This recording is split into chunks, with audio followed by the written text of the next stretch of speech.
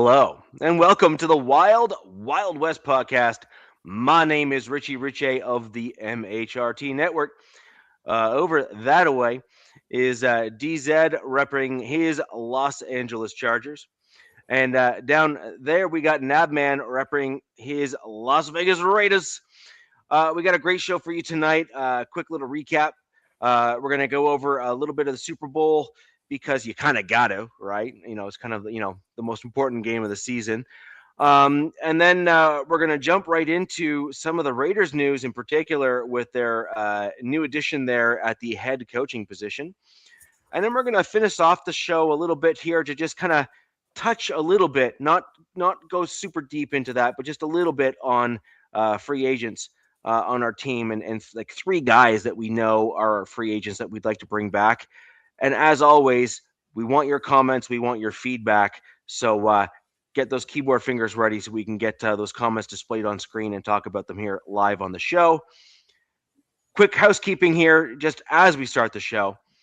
All of us here have channels in some way, shape, or form. We ask that you go ahead and jump over to those and like, share, and subscribe from those as well. And if you are in those channels now, click those thumbs up button. It helps us reach more fans just like you. You hear other content creators and everyone say FTA. It could not be more true. Getting folks to like and share and comment really does help get the algorithm flowing in our direction, if you know what I mean. So we will go ahead and jump right into the show, guys. Let's talk Super Bowl. Nav, I'll start with you, and then I'll go last. So let's kick her off. Well, this has got to be short and sweet because it was kind of so. What did I call it, Richie? I think I called it 37-17, and I said most of those 17 are going to be scored in the second half from the Patriots, and it wasn't that wasn't the score, but damn, it was pretty much the way I predicted the way it would go. That Seahawks held scoreless 3 quarters in the Super Bowl hasn't happened for 30 years. Wasn't that what it was 30 years ago or something like that it happened? Or it was even further back than that. It's crazy. It might be further back. I think it's further back than that. But yeah, I think you're right. I had that. Damn it, I should have pulled that narrative down, or that screenshot down. But anyway, shoot, it goes back a long way to the early time of the Super Bowl, man. And that right there was an amazing defensive performance. Amazing. They couldn't do anything. They couldn't run the ball. They couldn't throw the ball. Drake May had no time to do anything. I think he was pressured 13 times and sacked 6 times. It's crazy. And they were everywhere. It was just nuts. And one thing I did say is that if they take JSN away, now granted, I think he got a little nicked up, but if they take him away and Kenneth Walker away, then it might be a ball game. But they couldn't take Kenneth Walker away. So, and I think he was rightfully crowned the MVP of that game. Oh God, yeah, had 26 yards on receiving and 135 rushing, which is that's a Super Bowl elite running back day in the Super Bowl. So, and oh, by the way, here's what I always said. Last year, I wanted Kubiak as our head coach. Okay, if I had a message to send to Kubiak, it'd be like, I wanted you last year. However, that would have been a fatal mistake because, one, you would have not won your Super Bowl and been able to bring your ring into the building. Right? No. And two, you probably would have been fired. So I'm happy that we got him this year, not last year. So there you go. That's my Super Bowl take, and I'm sticking to it. All I wanted to see was the Patriots get destroyed, and they did. Yep. I seeing them get to the Super Bowl, I was like, what script is this? Like, there's no way that Robert Kraft's Patriots, Vrabel's second year, Drake May, all this MVP talk. We saw him all playoffs. We saw how he performed all playoffs. We're like, this isn't happening. And, look, Richie and I's team screwed the pooch, right? Like, could have been the Patriots in there. I mean, it could have been the Broncos in there, Yeah. I'm sure a lot of Bronco fans are probably like, we would have put up a better fight than what the Patriots did. And it was, I wasn't really into this. I wasn't really into this game. I just wanted to see the Patriots lose, and they lost. And Drake May looked nothing like an MVP that his fan base tried to gaslight the whole league into thinking that he was supposed to be the MVP over Matt Stafford. Yeah, okay, good luck. I mean, I don't know if you guys were on X or anything, but Sam Monson got eviscerated for coming out and saying that he gave a first place vote to Justin Herbert in the MVP voting, which then entailed had the whole Patriot fan base and other fans come at him. Pretty bad. The guy's got balls of steel, dude. He's actually from Ireland and is a football. I actually have for the last 2 years. He puts out he breaks down games every week, pre and after, and I watch his stuff. I forget his channel right off the bat, but he does a really good job. And I don't watch a lot of guys because some of them I feel like there's a lot of biases towards it. And the fact that he did that, I mean, he set up to be, attacked, but he's, it lasted a few days. People were probably chilling on him, but he was right. I mean, it's. I mean, did Herbert deserve that MVP vote? Probably not, obviously, but he had to vote for somebody, and if he did that, he took one away from freaking Drake May. Yeah, but I mean, look, there was also two votes for Josh Allen. And, those people stayed anonymous, which he said, you should please don't come out, because somebody got a hold of his number. They were calling him, texting him, stuff like that. Oh, that's nice, Ed. It's Ed's New Year's resolution. Apparently, he's going to be nicer this year. Cool. We'll see after the draft if that continues. But look, I've always liked Ed. Like, he's always been a good guy. I've always liked him, man. I think I called him a grump once, and then I was like, I didn't see him for a while. I was like, oh man, I hope I didn't upset him. But the Patriots had I think one of the easiest schedules that anybody can remember. I mean, it goes back farther than I've been watching football, and and then you saw their path through the playoffs in the AFC, and there was huge caveats to each team they faced. And especially in their last one against the Broncos, no starting quarterback. It turned into a snowstorm. The score was pathetic. Right. So I'm glad that the Seahawks won. I wasn't rooting for either, one or I'm not a Seahawks fan. I called this. I think I said months ago, I was like, oh, the Rams are going to the Super Bowl. And then I was like, well, at least it's going to be an NFC team that wins this, just because I watched how the NFC was playing comparative to the AFC. And I was right in that aspect. I didn't think the Seahawks were going to get over the Rams, but they did. And good for them. But, yeah, man, we'll see. I don't see the Patriots, unless they do some magic this offseason, getting back as far as they did this year, next year. Not at all. No, I agree. Yep. So, Richie, what you thinking?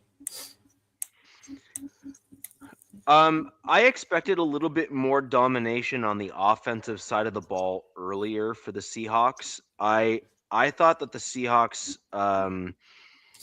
had enough weapons to flip seamlessly back and forth between the run and pass game to do a little bit more damage than they did, especially in the first portion of that game. I thought that what they were going to do was run kind of a 5 or 10 scripted plays to determine if the Patriots were going to sell out on the run or try to play a balanced attack. And then I thought that they were going to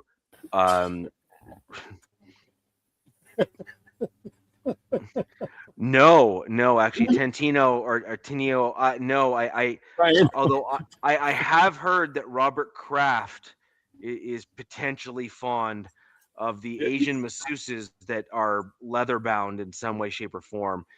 Allegedly, nothing but allegedly. Yeah.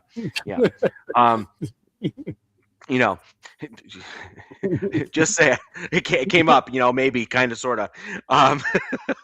But I just expected a little bit more control on the offensive side of the ball from the Seahawks to kind of play coy a little bit. The Seahawks were the superior team. Their defense was out for blood. It was exactly what I expected to see. And even on the defensive side of the ball for the Seahawks, I actually expected more aggressive blitzes. They didn't have to. No. They got home and they caused enough damage, but I truly thought that the Seahawks were going to do what I wanted the Broncos to do because their defensive line is actually bigger. Yeah. Like, they are physically larger humans on the defensive line of the Seahawks. And I thought that as well. Yes. Yeah. Well, the Broncos have some pretty decent experienced players on the D line. No, I'm sorry. I meant the Seahawks defense. Like, their defensive line more experienced than the offensive line of the Patriots is what I meant. Sorry. If you're talking A versus B, yes, I completely agree on that. Yeah.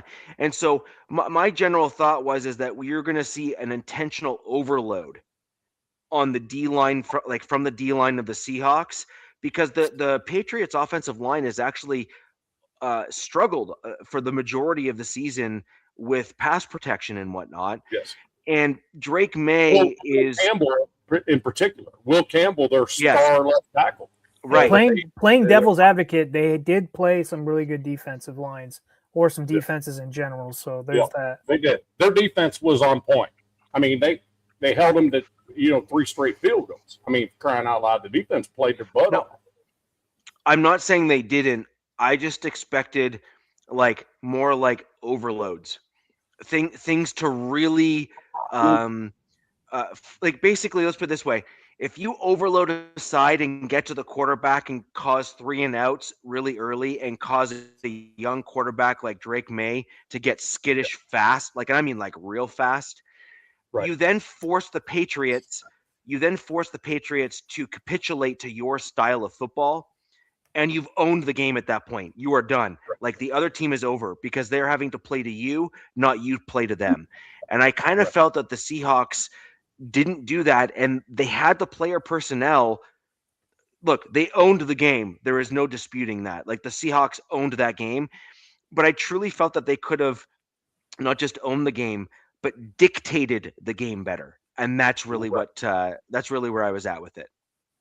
Well, and just to double back on that, I feel like McDonald was like, okay, if we take away the running game from them, I'm pretty sure we can get Drake May anytime we want.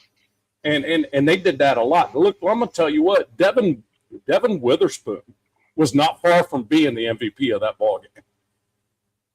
That dude was in the backfield corner blitz on a lot.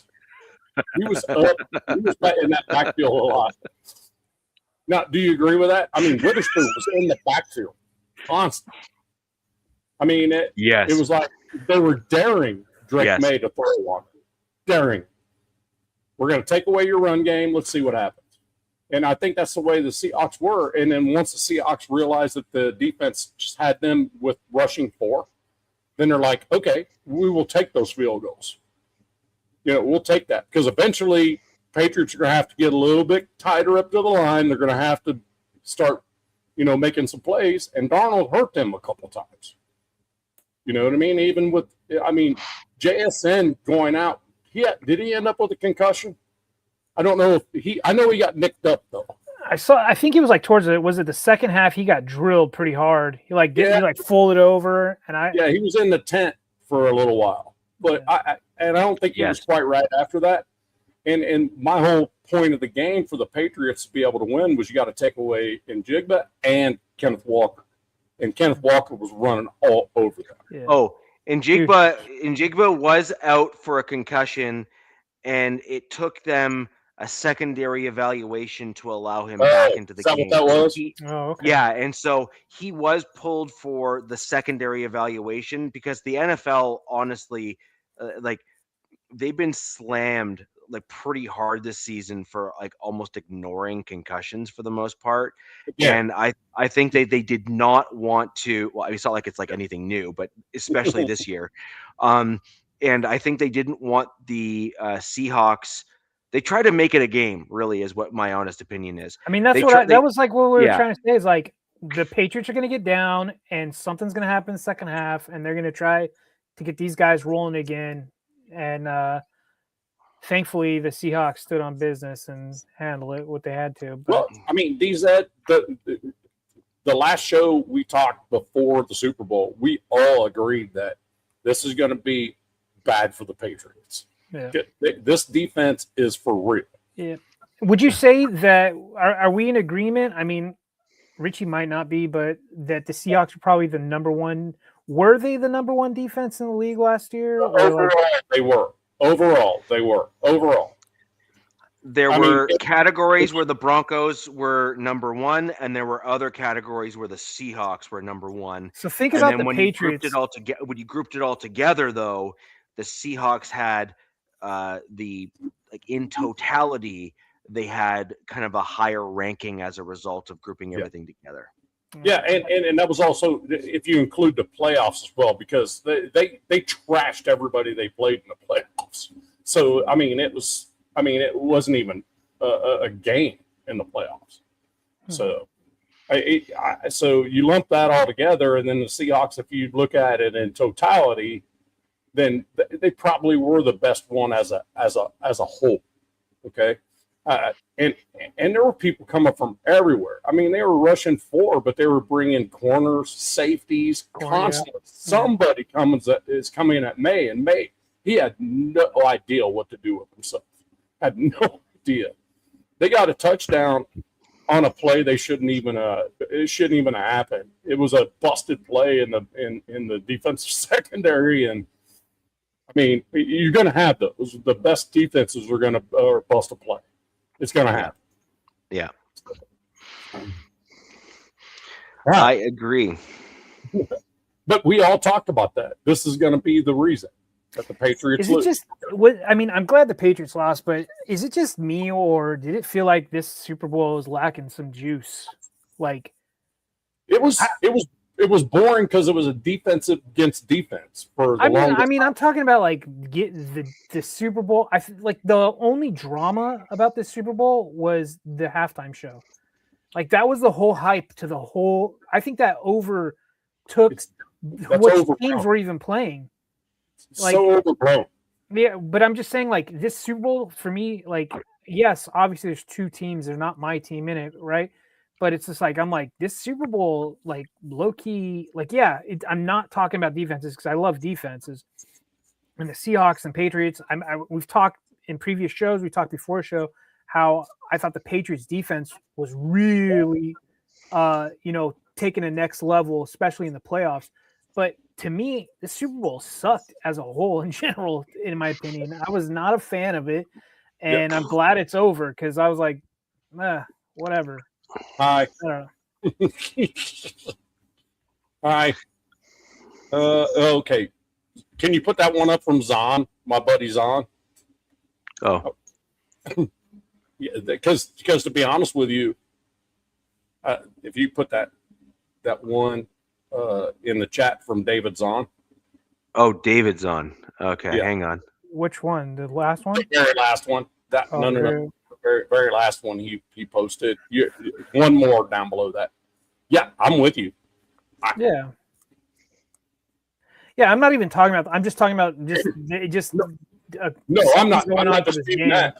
I'm not disputing that, but I like that. I like a low scoring Super Bowl. I like people getting their ass handed to them. I really like that. I don't like seeing quarterbacks dominating a ball game. I don't like watching that in the Super Bowl. I really don't. I don't know. I like both aspects of the game. I get the whole defensive thing, but yeah, I mean, we could just tell that the Patriots just outgunned from the start, in my opinion. Like their defense was keeping them in this game. Their defense needed turnovers. So, and it just wasn't happening. You know, I mean, they almost got one or two, I think, from Sam, but you know, it didn't happen. Yeah, there was one of those turnovers that almost happened that actually should have been a flag on the defensive player of the Patriots. That wasn't. And so if that did turn into a pick, I would have had some pretty substantial objections to it, to be quite honest. Like it was egregious. Like it was like there was no denying what actually happened. Now, they were letting a lot go. I mean, they were, and I think that's totally fair, and it's a good approach for the Super Bowl, because unless it's like glaring, you kind of just want to let things play out. Yep. But if you're gonna end up having a pick take place as a result of holding or batting another guy's arm down from being able to catch the ball, you kind of like, it's kind of what happened with the Broncos at the end of that game there where we beat the Bills. Look, I understand the Bills fan base and their frustration, but you can't hold a receiver's arm down when he's trying to catch a ball. Sorry, you just can't. And too many quarterbacks that love to do the whole, they give you the hug thing and they reach up with their arm, and it's always like the refs, you know, it's like, oh, I'm going to hold one arm down a little bit. They seem to always get it. Yeah, I mean, and the thing about it is, if the ball's on its way and you're already making contact, you're going to get called for it every time. It's going to happen. This isn't that Saints hit. I mean, that was the most egregious freaking playoff game ever. Was that Saints receiver getting blasted? The ball was 10 yards away and no call. I'm like, come on. I can't even remember who it was. You know what I'm talking about, though, right? Remember that? It's a playoff game. May have been even the NFC Championship game. You talking the Rams? No, Saints. The Saints game. Oh, the Saints. Remember that? Where he got, like, blasted on the sideline and the ball wasn't even there. Yes. And yes. Oh. Like yes. Was that Olave? No, it wasn't Olave, though. Was it? No, that would have been you know who it was? That was the other receiver. It's not Williams, is it? Who was that? Who was their star wideout that they had that turned out to be an absolute diva, and they regretted signing him to a big deal? Sean Payton was there, and they had him, and then he left, and he turned into an absolute like diva. He had like breakout year when Peyton was there, and he kind of tailed off a little bit when Peyton left. It was that guy. I'm almost paused. Thomas. Michael. Yes. It was Thomas. Plant God. It was Thomas. He was right by the sideline, and yeah, you're right. He got blasted before the ball. Lattimore or somebody blasted him, and the ball wasn't even there yet. Yeah. It was like not even close. David, what are you talking about? I feel like you're like in your own world. Huh? Suddenly they care about holding now. I'm not talking about offensive, defensive holding. What the fuck? No, the long and the short of it, right, is they should be calling plays that negatively impact a player from actually making a play. So, like, you should not be able to hold the player's hand down as a defensive player, right? From being able as a wide receiver. David, we were talking about cornerbacks and wide receivers. Yeah. Like not D-line stuff. D-line, we know there's holding every play. Almost every play. On the D-line and offensive line, that's, I'm pretty sure unless one tackles the other, they're probably not going to get a flag. Yeah. They teach O-linemen how to hold them. They teach O-linemen like where to put your hands. They put the hand here so that it goes underneath the arm or under, like 100%, like for sure. So and I'm sorry, teach defenders how to get that flag. Like, you want to see jersey pull. Like now we're seeing the whole the soccer embellishment stuff where they're like, throwing their hands up to get that ref. So it's like implanted in that ref's head. Hey man, I'm getting held. This is getting ridiculous. Like Raiders fans talk about Max Max, they say Max gets held all the time. She probably does. So does Garrett. You also need to remember is that I see Max do some stuff as well. So it does kind of go both ways a little bit, where the D linemen, they're trained the same way the O linemen are. So when Max does his swim move, you all Raiders Nation here knows exactly what I'm referring to. His back that arm and go. Boom. Watch his right hand as he passes by the lineman. Back of the helmet. He does the back pull thing. Okay, he does the back pull thing, and you're kidding yourself if you think that's not a holding or some variation thereof. Okay, so look, it does go both ways. Look at it this way, Richie. Look at it this way.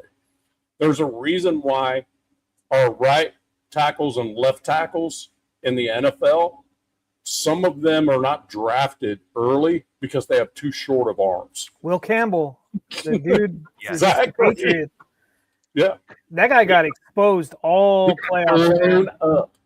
Seahawks blew him up. Yeah. Do you know who Will Campbell reminds me a little bit of? Is looks like dude that they just got out of Home Depot and put on left tackle. Denver. There's some image of him at like a hockey game chugging a beer with his shirt off, and I'm like, "This is your guys' left tackle." I mean, he's still impressive. Obviously, he's a really good guy. But so Taino just said, "I just sent you that play on text of the Saints game."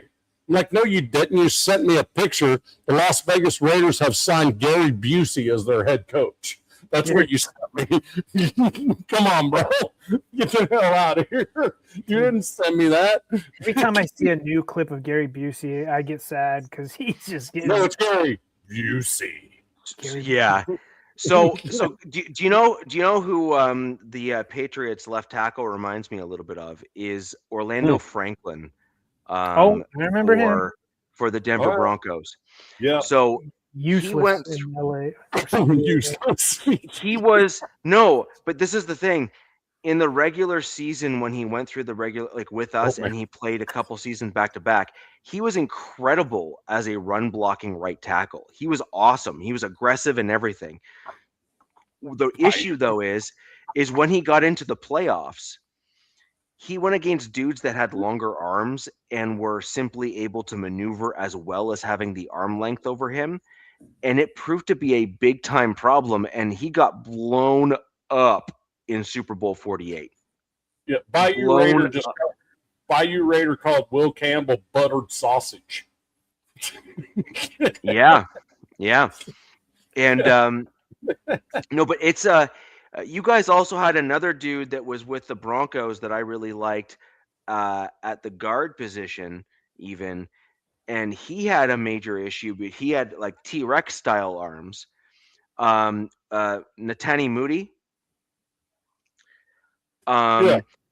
He was like the strongest guy to ever come through the NFL combines. It's like it was insane. Like the guy was ridiculous. And the problem is he had like little T-Rex arms.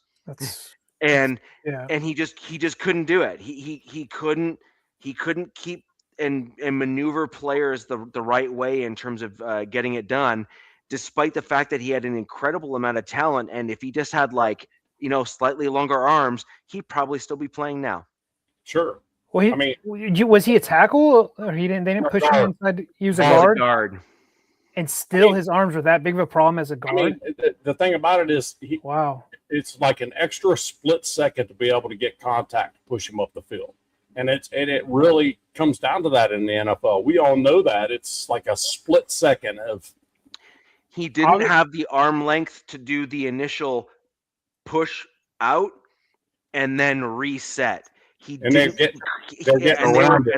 were getting around him as a result. That was the problem. Exactly. Obviously, we'll talk about targets because the combine's coming up, and we'll talk about these rookies. But there's some we won't get into this show, but there's some guys, especially on the defensive line side. And I want to remember his name. I don't know if it's TJ Parker. Good night. They're talking about, is it Campbell? Not Campbell. Anyways, there's some guys that have some super long arms at D tackle that are coming into this draft that I got a feeling that there's a lot of people drooling over them because you have a huge advantage, especially at a D tackle. If you're a really good D tackle with long arms, you're batting passes, man. You are able to do a lot of stuff. Block disruption. Peace, love, happiness, masturbate, weather. I don't know what that means. I get the masturbate part. I understand that part, but peace, live, happiness, masturbate, weather. I don't know what you mean. Right. Right. So okay, Lon, go to bed. Yeah. You should. You really should. Yikes. That's all I got to say. Yikes. I think that basically sums up the Super Bowl. We by and large kind of predicted what generally happened to some degree. And then we kind of all agree to some respect that it was a one-sided game, but there were certain things we kind of all, I believe, we think that kind of we expected to go differently and didn't. And it is what it is. I heard there was a halftime show. I'm done. There's just no way I'm watching that crap. And so I went back to YouTube, watched YouTube videos of people making fools of themselves. That was better. Yeah. So the answer for that for me was a firm no. And so I mean, overall, it was a game that I thought was worthy of a Super Bowl. Generally speaking, I thought you saw some pretty good plays. You saw some excellent running backs, which is a nice playback to have a guy like Walker out there who really did. He earned, like, let's put it this way, guys. On your bingo card, do you ever think that you were going to see a running back be a Super Bowl MVP in the foreseeable future? No, I know I didn't. Not this day and age. Guess who the last running back to win Super Bowl MVP was? I don't know. Who? I don't know, Richie. Who is it? Oh, Davis. Yep, 1998. Oh, wow. Yep, Davis. Yep, yeah, you're right. Yeah, Davis. But again, this is the point, though. It went all the way back to 98 to find the last one. I never thought I'd see that again in my lifetime because of the quarterback, wide receiver, or even defensive like nose tackles and edge rushing guys, like because the rules are put in such a way that it kind of favors those players. I honestly and truly never thought I'd see a running back come back to prominence the way we've seen now in today's NFL, and they are becoming very important. Now, so anywho, it's great. There's a comment here that I would like to address. It's Korn, 1999. And I want to know what you guys think about that. Let's say Bo is in the game. Let him think the way he wants to think. Let's not ruin the kid's night. Come on. All I'm saying is I don't think it would have mattered who was playing Seattle in that Super Bowl. I really don't. I mean, there was nobody in the AFC that was going to compare. I just wasn't impressed by the AFC in general this year at all. No. Not one team. Not my team. Not really. Nobody's team. They had a good defense or they had a good offense or they had one or the other. Seattle had both. So it was a foregone conclusion, in my opinion, that Seattle was going to win that Super Bowl. To be honest with you. Yeah. I mean, so Korn, I have some bad news for you.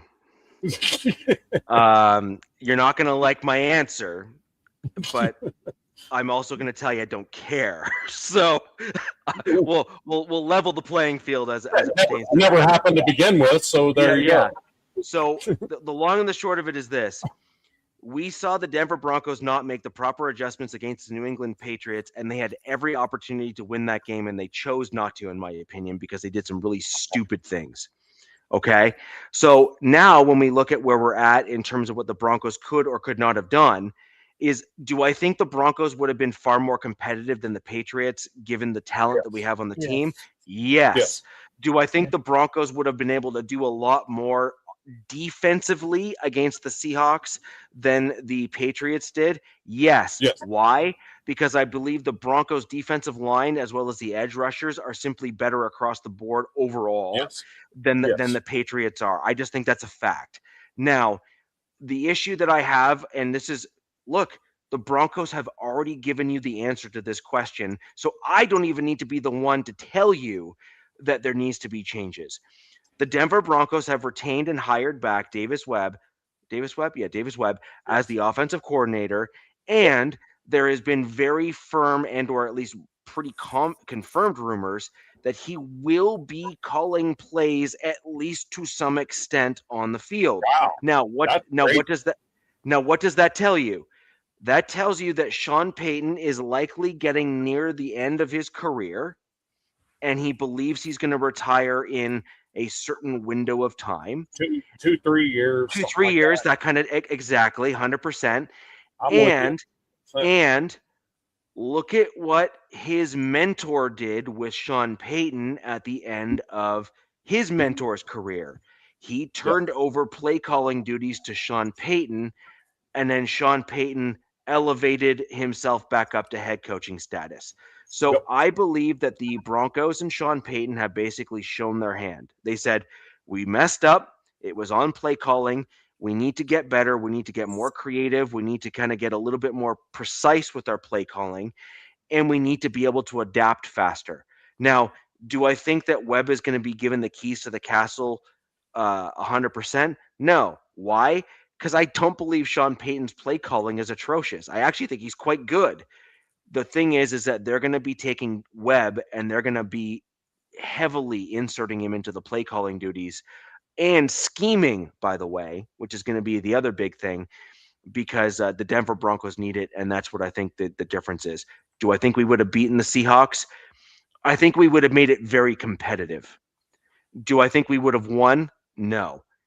And you're going to hear some information as to why I think so in the last part of the show where we talk about free agents, because I'm also not that high on our offensive line, which is an unpopular opinion in Broncos country. But again, you'll find this with me. I just don't care.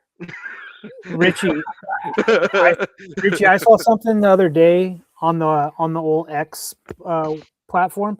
I didn't think I'd see Broncos fans turn on Nick Bonito. I guess Nick Bonito in the AFC Championship game, he had 0 tackles out of they ran the ball 38 times. What? Yeah, I did not know he put up a goose egg.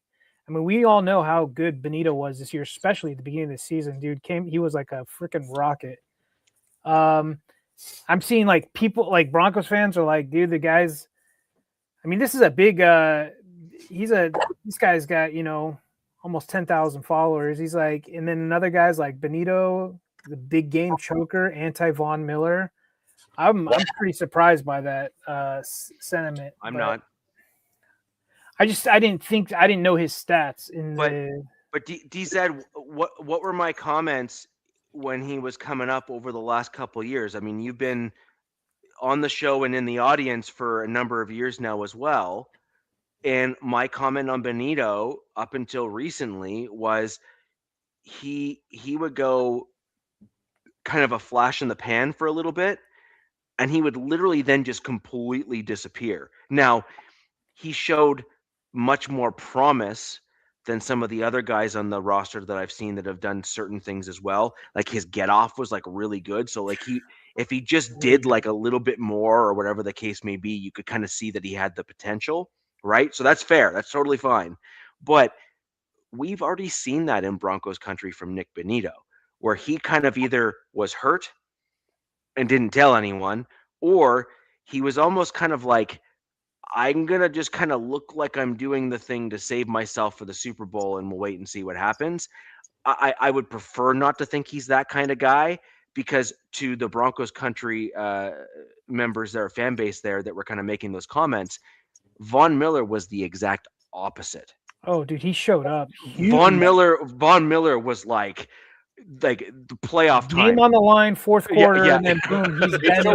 Strip sack or something. That dude showed up everywhere he was. Yeah, everywhere. It's unfortunate. Age kind of and injuries took over late his career. Yep. But he was stellar as a Bronco, man.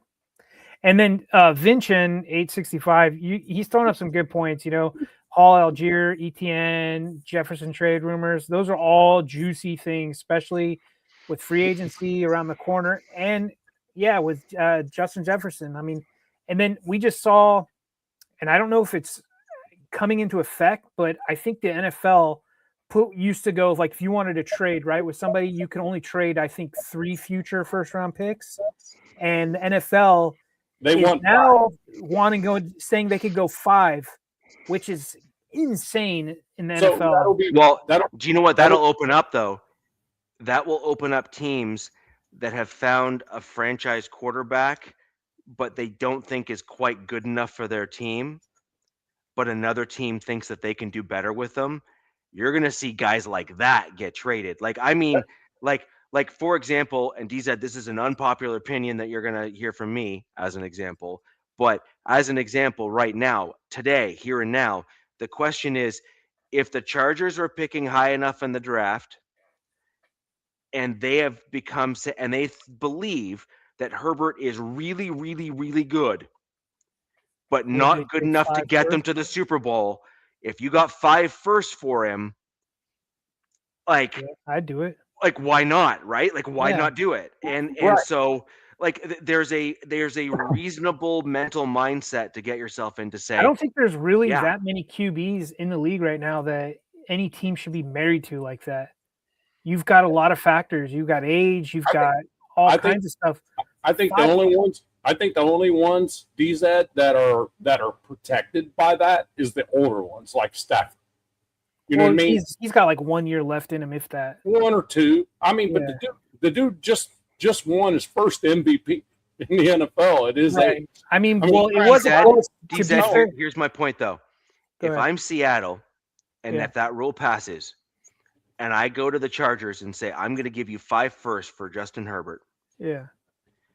They have a good enough team pretty much all the way around that they're not going to need to constantly look for pieces. They can use their second round as their de facto first round and then kind of build out through like depth and coaching and all that kind of stuff. Yeah. Like if I'm the Seahawks, I'd seriously consider it. Yeah. But I mean, they do have some free agents to take care of, but get this, they are the Super Bowl champs and they are in the top 5 in cap space right now as well, which is pretty scary. Yeah. And Raiders as well. But you guys didn't win the Super Bowl and you're rebuilding. What's crazy is they won a Super Bowl and they're like number 3 in the league in cap space. That's crazy. This is what's going on. This whole last week, I've seen different cap numbers. I'm just for my team, and I'm asking guys, I'm like, where are you getting this cap number? Because I'm looking on Sports Track and all these things, and so people are going, well, you got to wait for so and so's money to come off the books, and then this, that, and this and other. March 11th, the day. Yeah, that's because I've heard, like, if you look at a Sports Track right now, Chargers have 83, and that's even after re-signing T.R. Tart. But then earlier this week, I'm talking to guys. I'm like, hey, man, where are you coming up with this number? And it's 100. It's over 100 million because they're waiting for money to come off the books with Khalil Mack and so and so. So I'm just like UNAV, I'm just going to wait and see what it's going to be like March 11th. March 11th is the date. I mean, projected for the Raiders about 98 million because there's so many 1-year contracts.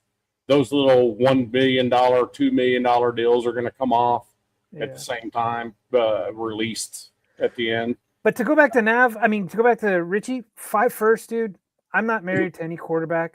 Understood. 5 first-round picks, and we're seeing that Sam Darnold, who was a first-round talent that, and he got, thrown around and he got the product of the Jets, bro. Product of the Jets. He won a Super Bowl, so why not, man? I mean, five first rounders to be able to be picked or be given for a quarterback, an existing quarterback, actually makes the Jets relevant. in reality. Yeah. Because they would do it.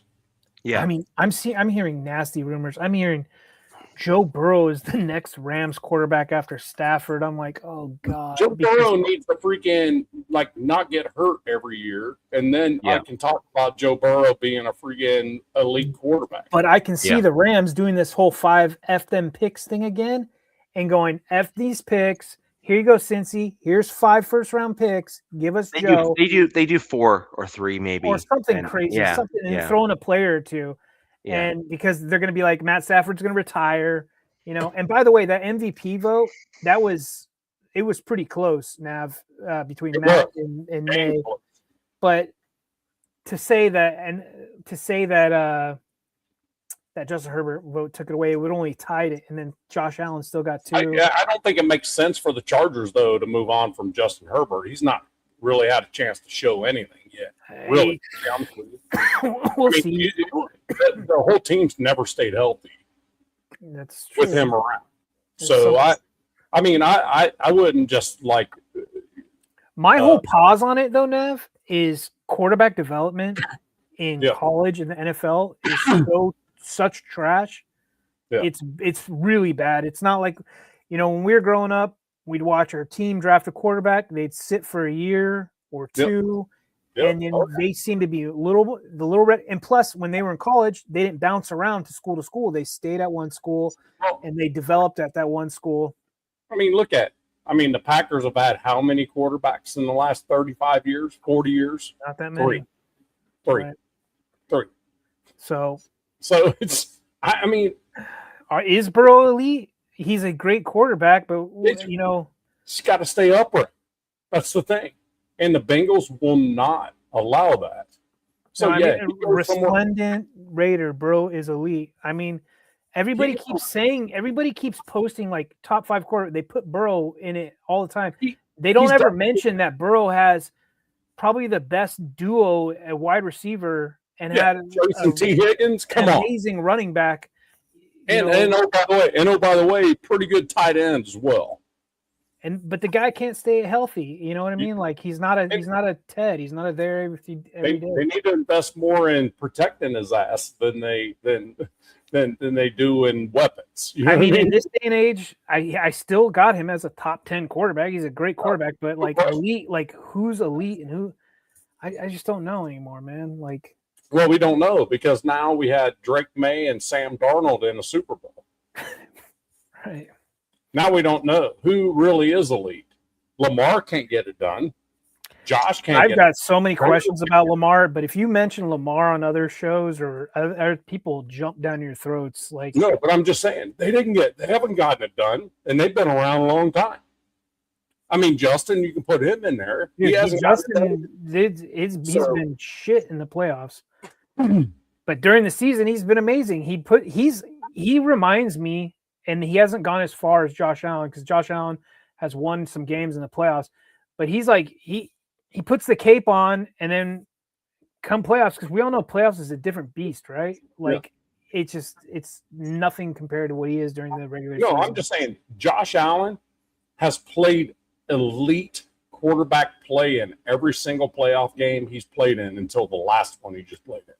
That was a bad game. Who's better than both? Are you saying that Burrow is better than Allen and Herbert?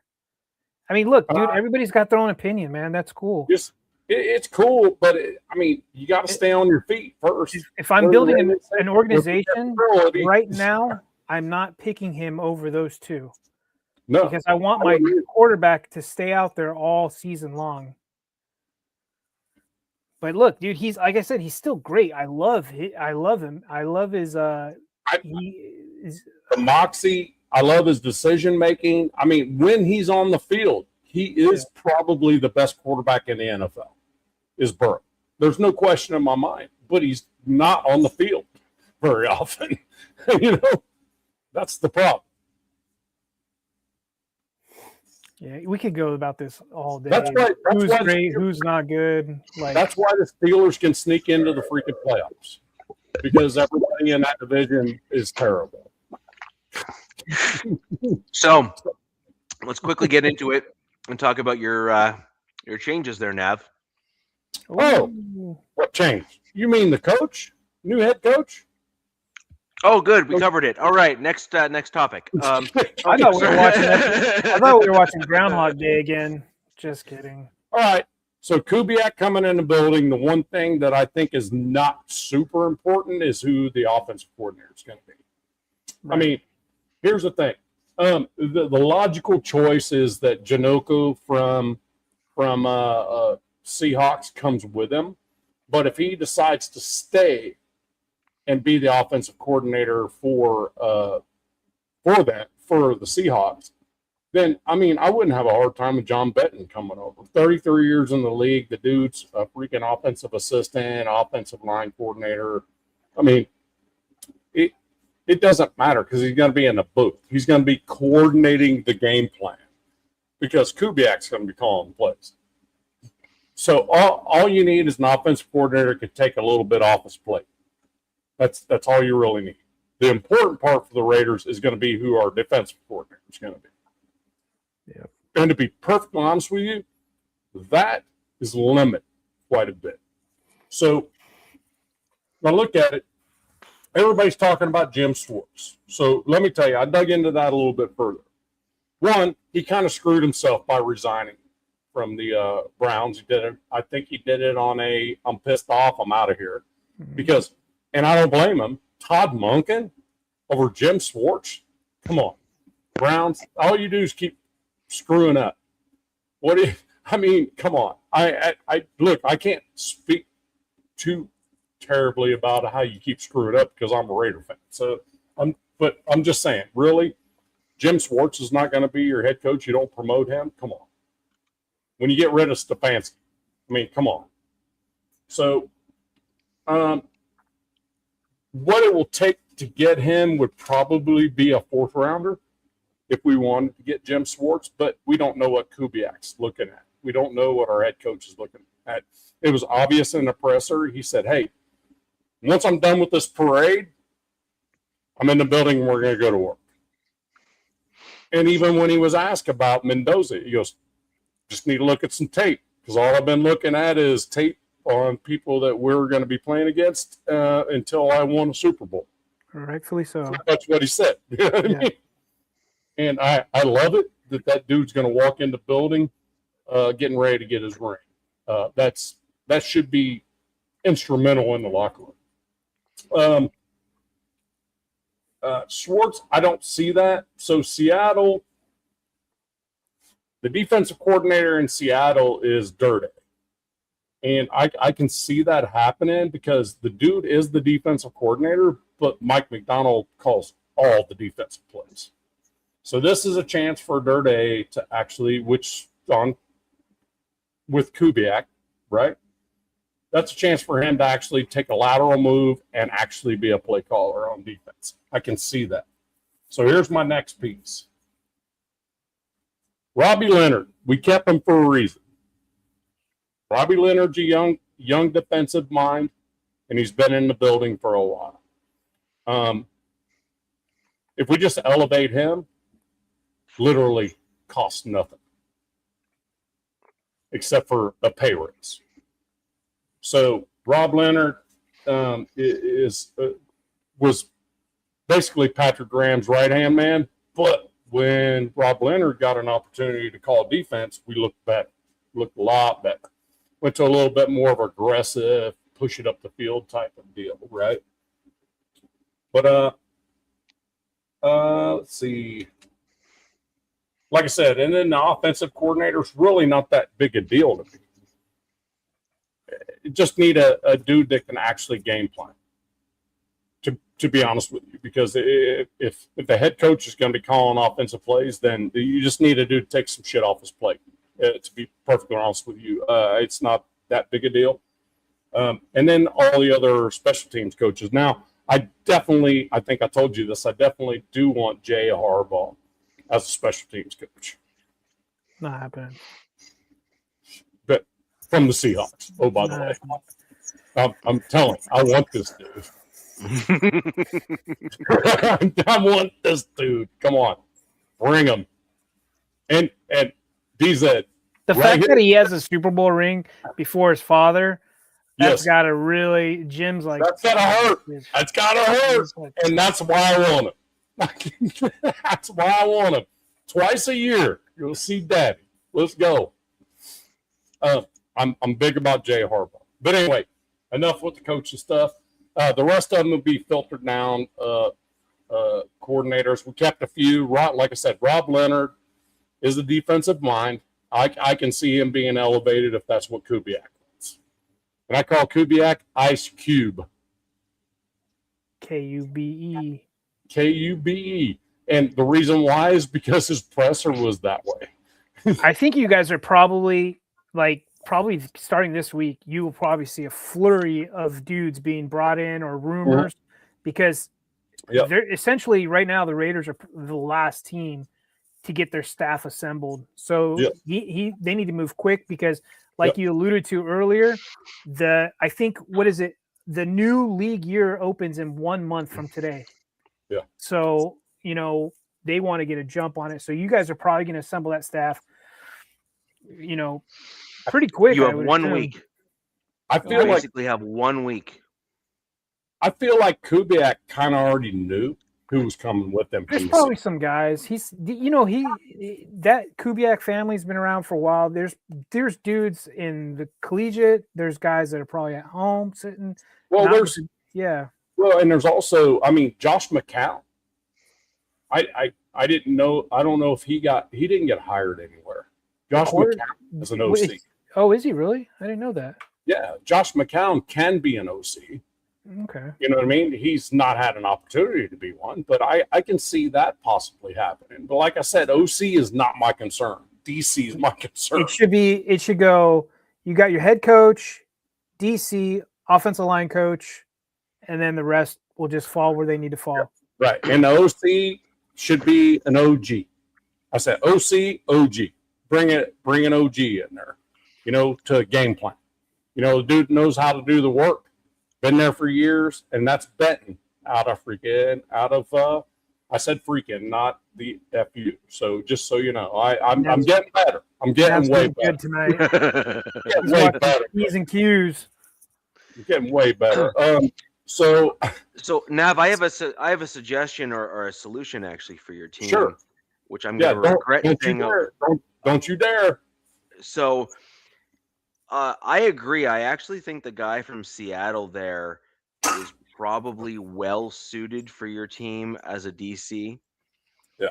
And the way you get around the lateral move piece, and this is actually likely a real possibility for your team, which is you have an offensive-minded coach who doesn't really need additional help on that side of the ball.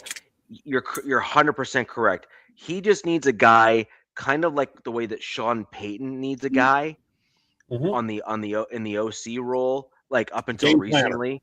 A game planner, a guy that kind of like build the offense and kind of figure it out. Yeah, exactly. And you need someone competent to do that. So I think if you get a guy to fill that role, I think you're good. Now, the flip side of that is the guy from Seattle. I think you subvert the challenge that you're going to run into, which is a lateral move can be absolutely rejected, by not making it a lateral move. I believe technically not. No. But remove the technicality. Right. Bring him in as an interview, as an assistant head coach and defensive coordinator as his job title out of the gate. And I think those guys are tight enough that Kubiak would be comfortable with something like that.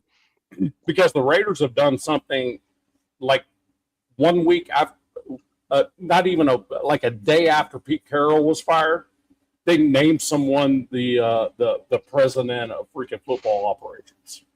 And guess who that is? John Spytek. He's the GM and the president of operations. I got a fun name that might be a potential DC candidate. We said Jim Schwartz. You mentioned Rob Leonard, internal hire. Yeah. What about Sean McDermott? He can't. He retired. he technically retired. Like it's much like Schwartz. You have to trade for a dude like that. You have to put players in. You have to entice them to release them, take them out of their deal. It's like Schwartz. So Schwartz, his rights are owned by the Browns. So if he goes to work anywhere, he can't hire on them.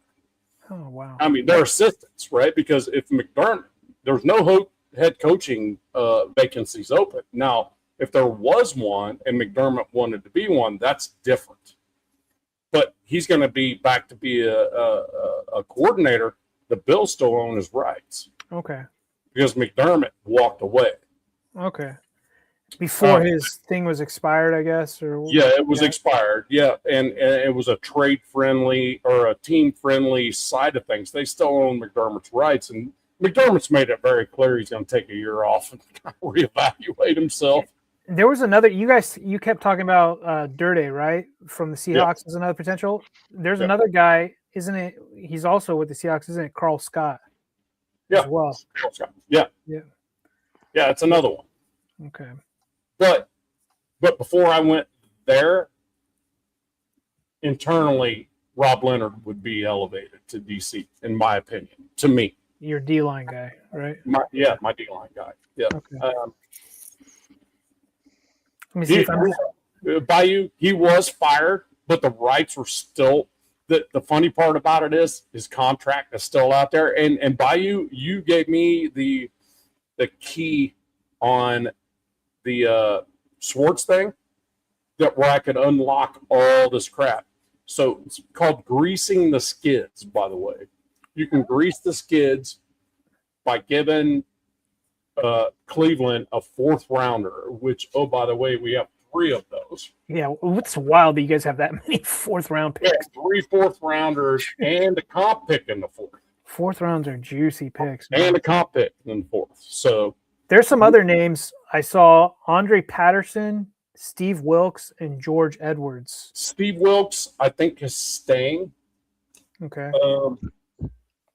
So I'm not sure he's actually. They didn't bring him in the building that I know of. But now it's what it's going to come down to now, because being late, because we were like, hey, we want this dude or nobody. And we got Kubiak, and it's like, hey, he's the head coach. He brings his people in there, and he lives and dies by it, right? So I think that's kind of why we're kind of just like chilling on it a little bit. Let's see what he wants. My guess is second interview was like, I want this guy, and this guy. I got these guys right here are going to follow me from the Seahawks and this and this and this. Look, I'm not in NFL high-level discussions with head coaches, but I'm in high-level conversations with multi-million-dollar stuff going on. And when new people come in, they're like, I got this guy, and this guy. That's who I want. So I don't think it would be any different than that. I'm pretty sure Kubiak's like, we need to work on all this stuff. And to be honest with you, March 11th is going to be a big deal. But for the Raiders, the bigger deal is let's get this staff complete. That, to me, that's a bigger deal before we even talk about free agency. But I do have people I want to keep that are free agents. So I guess that's a segment on the show here, isn't it, Rich, at some point? They call that a segue, if I've ever heard one. Segue. A segue. Not to be confused with a drunken Elway on one, but a segue into the next segment. I mean, I agree. I think you guys have a tremendous amount of options still available to you at DC. I think there's a bunch of names. By the way, there was another name from my Broncos that I refused to bring on screen. I'm not going to give it airtime because keep your hands off of my guys. He is definitely he's the guy that I think the Broncos were going to elevate if Vance Joseph didn't come back. And he's a legit contender for like a DC in the very near future. I agree with you. And then another guy that was actually that I think is on your roster of coaches that is a disciple within the Fangio kind of system and stuff is Joe Woods. Yeah. He was actually at one point within the Broncos organization being heavily considered as a defensive coordinator candidate for us when we moved on from Vic Fangio as the head coach, where they were toying with the idea of elevating him as a defensive coordinator. Yeah. And I think Joe's the tight ends coach. He was on the defensive side of the ball. I'm almost certain about it. Oh, wait. Okay. I'm thinking of something else. His specialty has typically been cornerbacks and stuff. And then as a result, he kind of has developed like the strategy end of it because he's having to react to the offenses. Defensive backs coach, my bad. Right. Cornerback, defensive backs. Exactly. Yep. And he was being highly regarded within the Broncos organization as being a very legitimate candidate for defensive coordinator. And then before the Broncos could really do anything, he was allowed to walk to go to another organization of his own request, and then eventually landed with the Raiders. But he's a mind like that I wouldn't necessarily sleep on. Like he's got the chops, and he's definitely got pedigree to say, yeah, you're probably capable. Right, but if you elevate Rob Leonard to DC, then you elevate that dude one more. Well, and that's possible too. Yeah, that's possible too. Logical progression, right? Yeah, it's possible too. But I'm saying Woods could well be competing for the defensive coordinator gig as well, in my opinion, because he has that respect within the league as far as last I heard at least. Yeah. He's a very, very good coach. Anyways, moving on to our free agent stuff, to make good on your segue before we go ahead and lose it. I'm going to quickly just kind of break down a little bit on the Broncos side. Yes, that's who I was talking about, Joe Woods, correct.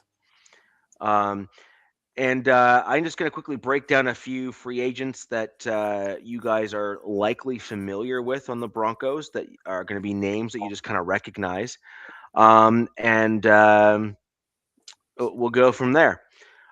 We have John Franklin Myers, who's probably the biggest name as a free agent on the Denver Broncos.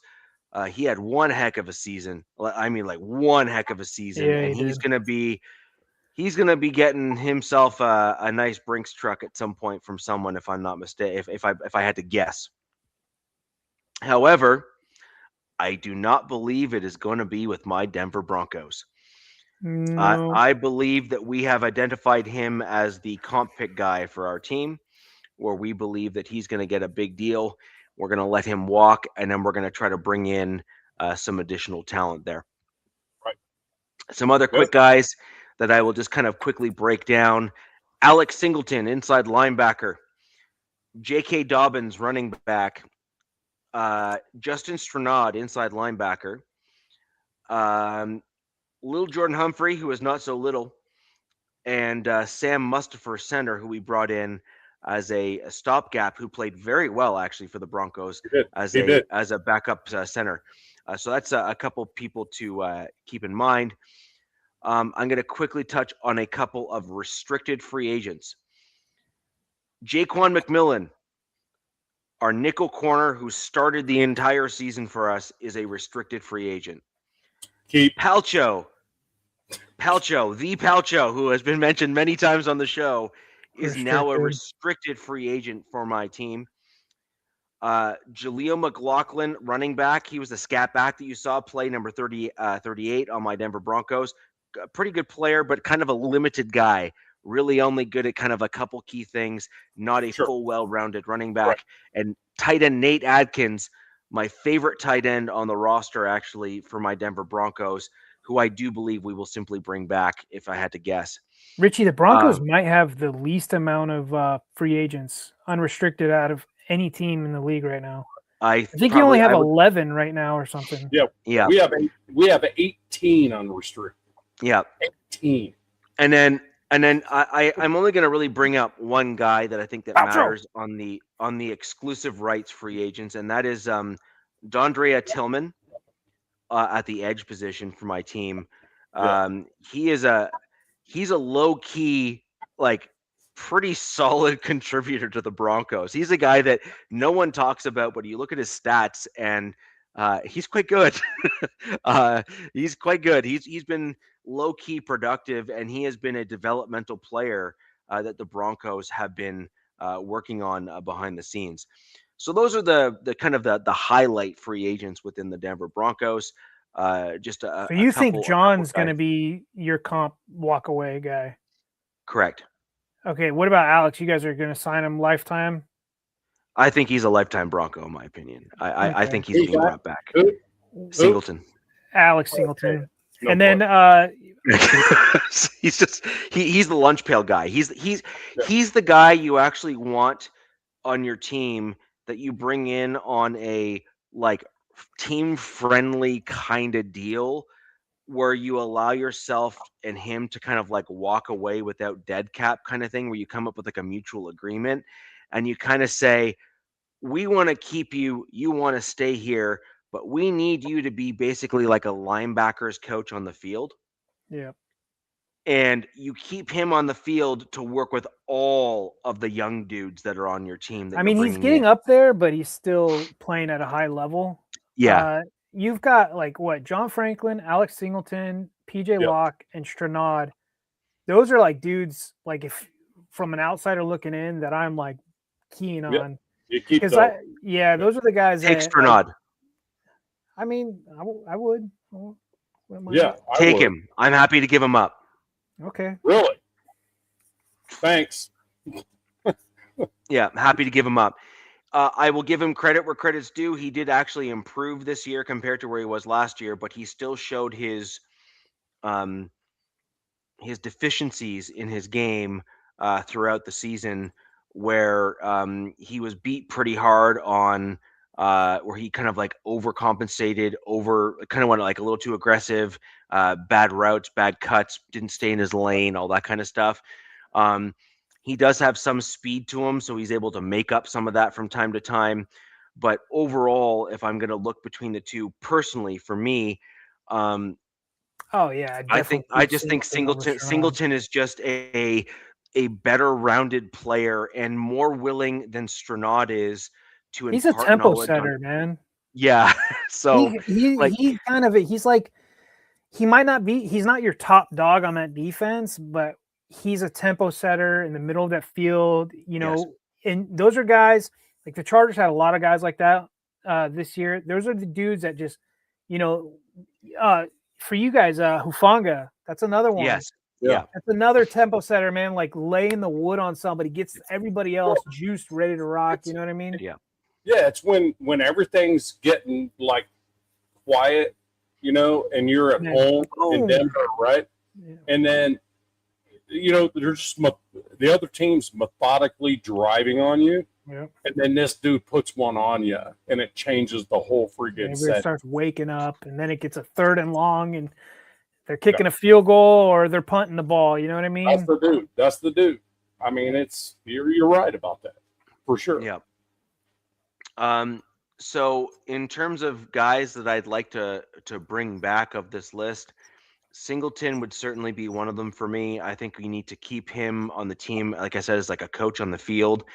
I think that you saw Corinne Reed and our other UDFA inside backer really make those major leaps forward as a result of Singleton and his willingness to actually coach and work with guys.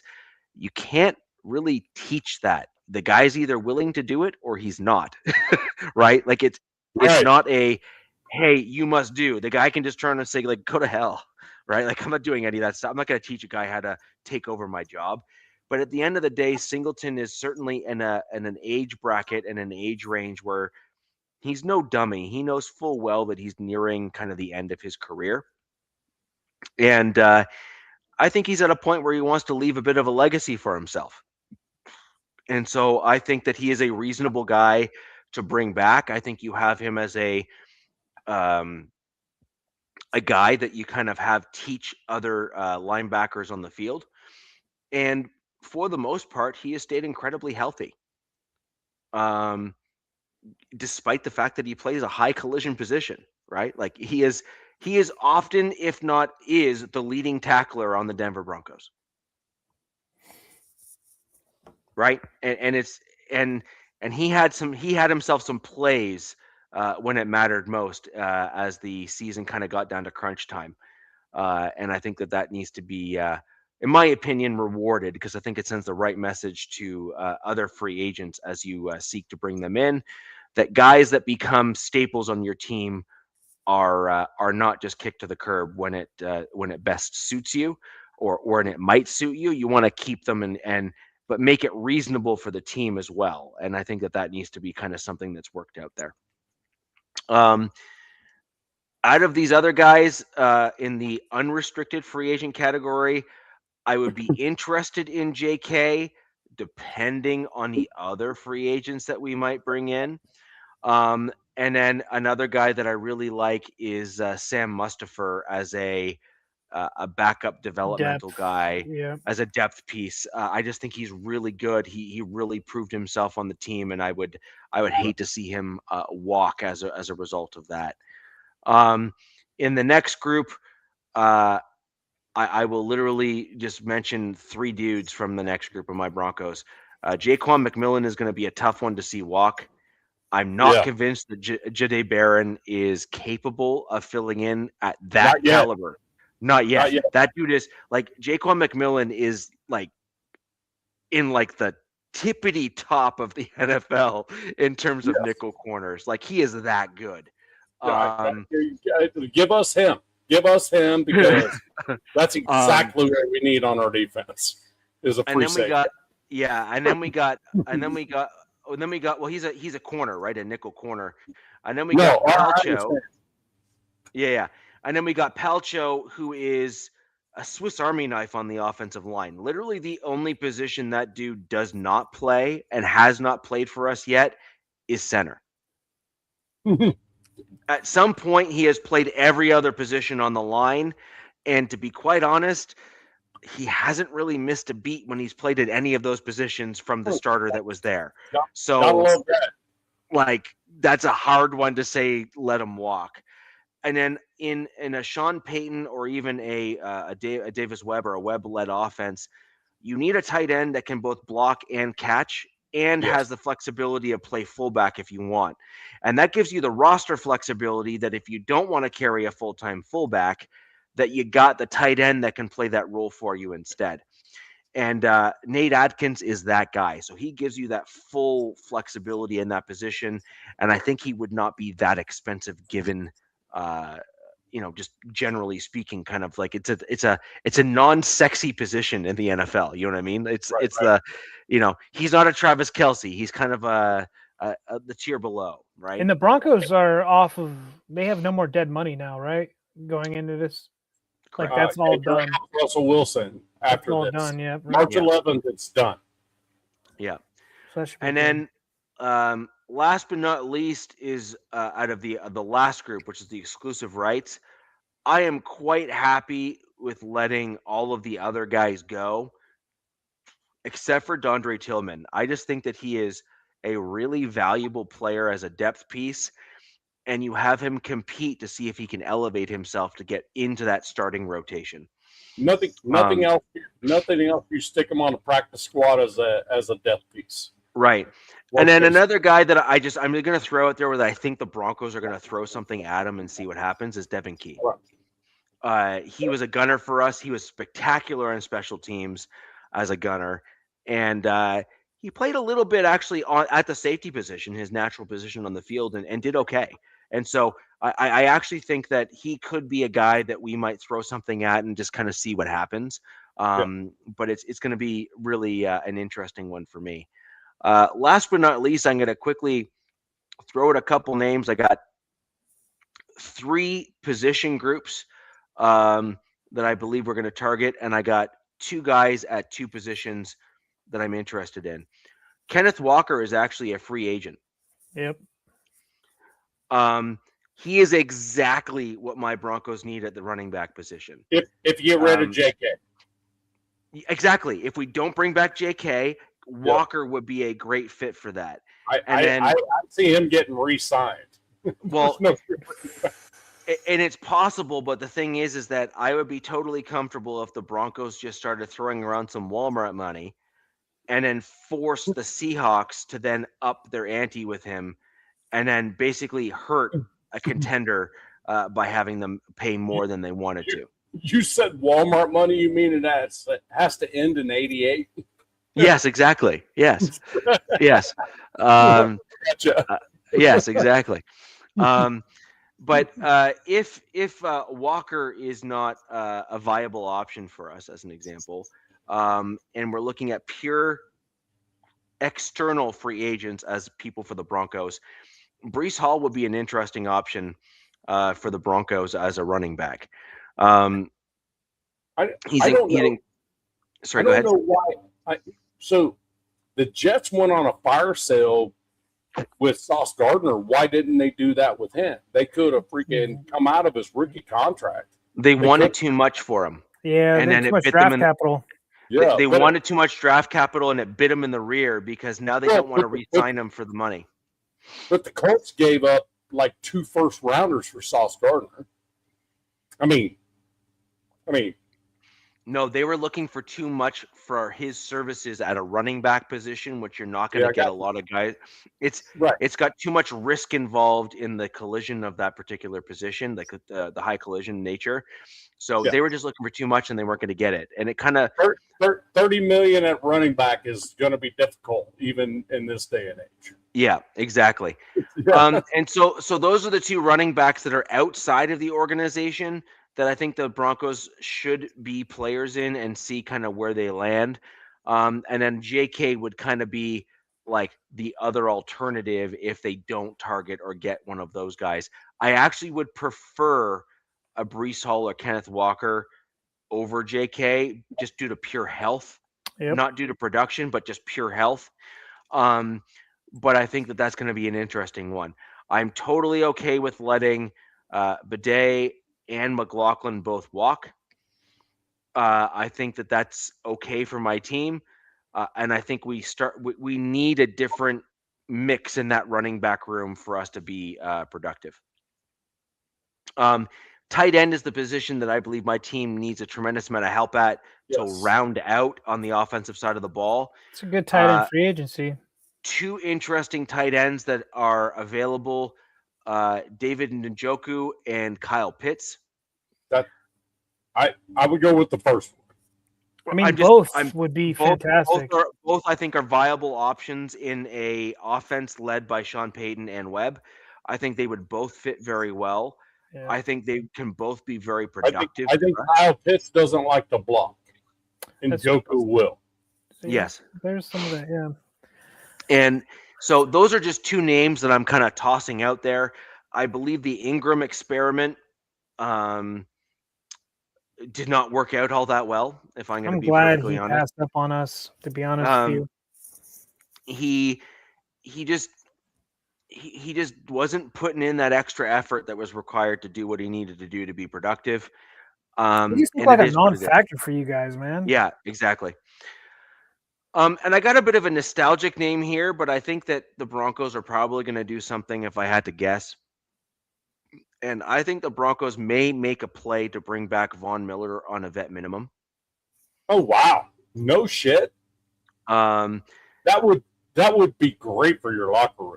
Just save it to the playoffs, I guess. I don't know. I think he's going to be a pass rush specialist that'll be brought in as a vet minimum deal. I've heard that Miller is wanting to play that role for the Broncos. He has come out and publicly said he wants to come back to the Broncos. He knows that this is like the back 9 of his career. He's wanting to basically play the role of an edge coach on the field or a pass rush coach on the field. And if you got a guy here, we just spoke about him earlier on the show. You got the dude that the team wants to become the next Von Miller in Benito. And you got Von Miller who's saying, I'll come back to your team for a very reasonable price. Yeah. So the question then is like, why not? Look what Aaron Rodgers did. He went to the Steelers for $10 million. You know what I mean? It's like, hey, I'll be good for your locker room. I'll be good for this or whatever. You guys can say whatever you want. Anybody can say whatever they want about Aaron Rodgers. But the dude is actually a good locker room dude. He is. Yes. He really is good for the locker room. Yes. You looking like Mike McCarthy, you should know this. Of course, 100%. Of course. There's like an ESP connection that I have with McCarthy just due to looks alone. You know what I mean? Exactly. You even look like him on the sideline with your headset on. I'm just saying. Yeah. So anyways, I just thought those are some interesting names. And by the way, the Von Miller one isn't just like me as a Broncos fan saying let's bring him back. Like there's actual Von Miller has publicly made comments. There's been kind of like team insiders that have publicly made comments. This is looking more possible than not. Like this is definitely something that is a legit option. It's definitely chatter because I've seen it on my feed. Yeah. And then there is another interesting one that I would love to see happen. I just don't think the Broncos will do it just because they hate me. And that is, I want Linderbaum. I want that dude on my team badly at the center position. You and everybody else, bro, get in line. And the reason why I think he would be a reasonable fit for us, unless we go and are targeting one in like the very high draft, like in the first round kind of thing, is we desperately need a center that is more aggressive than Whataburger. Yeah. And we need a center that is more competent than Whataburger. You all screwed the pooch on that one. However, I think they re-signed Wattenberg, and I'm hoping I'm right, but probably extended, right? They did, but I think Wattenberg would make a better guard than a center. This is Richie drinking some copium right now. And I hope she's trying to get his Linderbaum thing entwined and make us see it through his orange-colored glasses. Yeah. I would like to see Wattenberg move over to left guard to take over for Powers, who I believe the team is going to move on from. And then I would like the team to find that center of the future that is larger, more aggressive, more physical, and basically all of the things that the teams that did really well in the playoffs where they had like the good offensive lines, they all started with large kind of physical centers that were able to hold their own in the middle of the field. Right. And it's such an important position. And while I will agree, Whataburger, because I refuse to call him by his real name, has improved. Whataburger is a good place to eat, though. I mean, that's Whataburger. No, Whataburger is a good sandwich, though. I mean, that's why you call him Whataburger. I'm sure it is. Whataburger is actually a good hamburger. Yeah. So what I'd like to see is the Broncos get a center of the future, a guy that can grow with Bo Nix. Bob's young. I think he's 27. Yeah.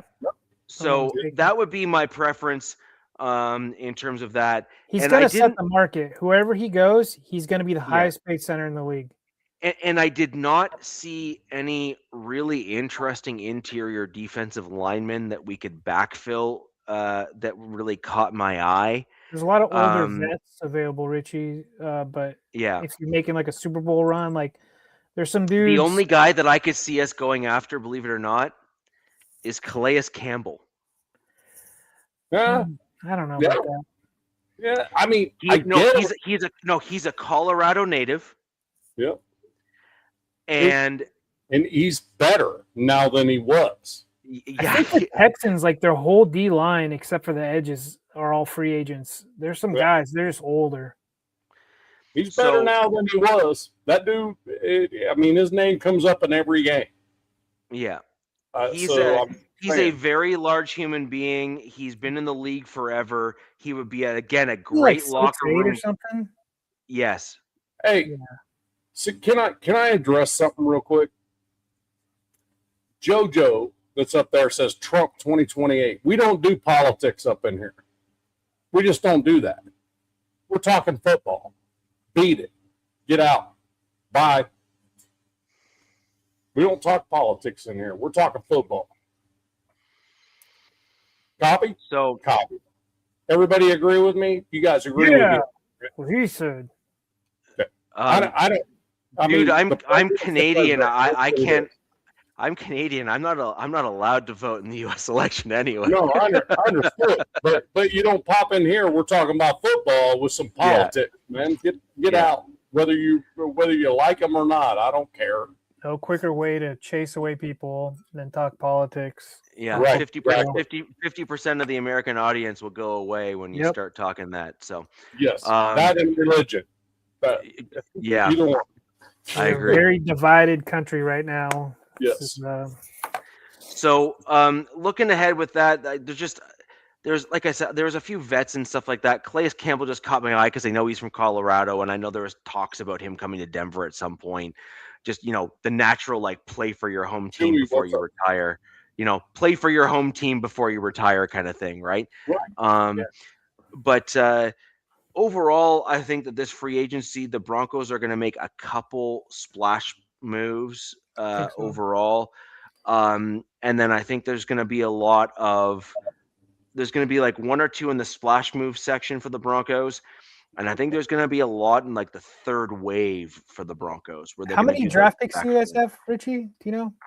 I think we have all of them. So you have 7? Okay. Yeah. I could see you guys making, you guys were this close, right? And to me, what that looked like is running back, tight end, wide receiver.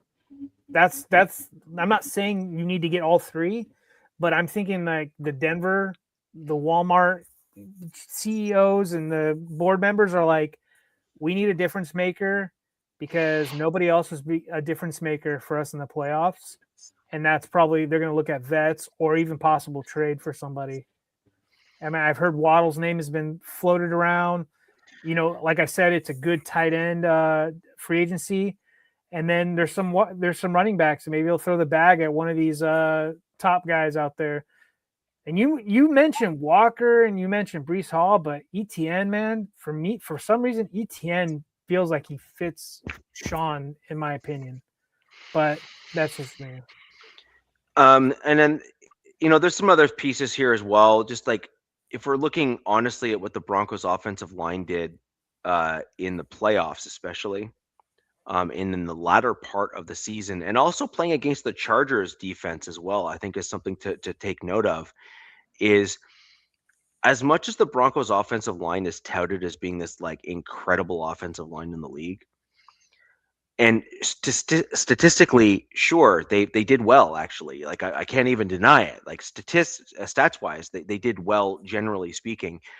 But the other thing to keep in mind is you have a quarterback who is quite savvy and elusive and doesn't get sacked very often in Bo Nix. And so the question then becomes, is the offensive line not giving up sack stat? Is that a offensive line statistic at this point? Or is that a quarterback stat at that point? And there's been plenty of quarterbacks that have been able to avoid sacks based on their IQ and how they play. And Bo Nix is definitely one of those guys. That's his jam. He does not allow himself to be taken down very often, if at all. That was Drake May until the playoffs as well. Right. And so my whole piece there is, if you are more objective in assessing the Denver Broncos offensive line, we have a few challenges that we need to sort out. We need to start looking at a right tackle because McGlinchey is starting to get beat a little bit from time to time. And we need to start to backfilling some of the guard spots like Ben Powers and Wadabagle, who are getting beaten from time to time in the interior side there. So I'm sorry, it's a fact. You can disagree, but look at the film and look at the tape.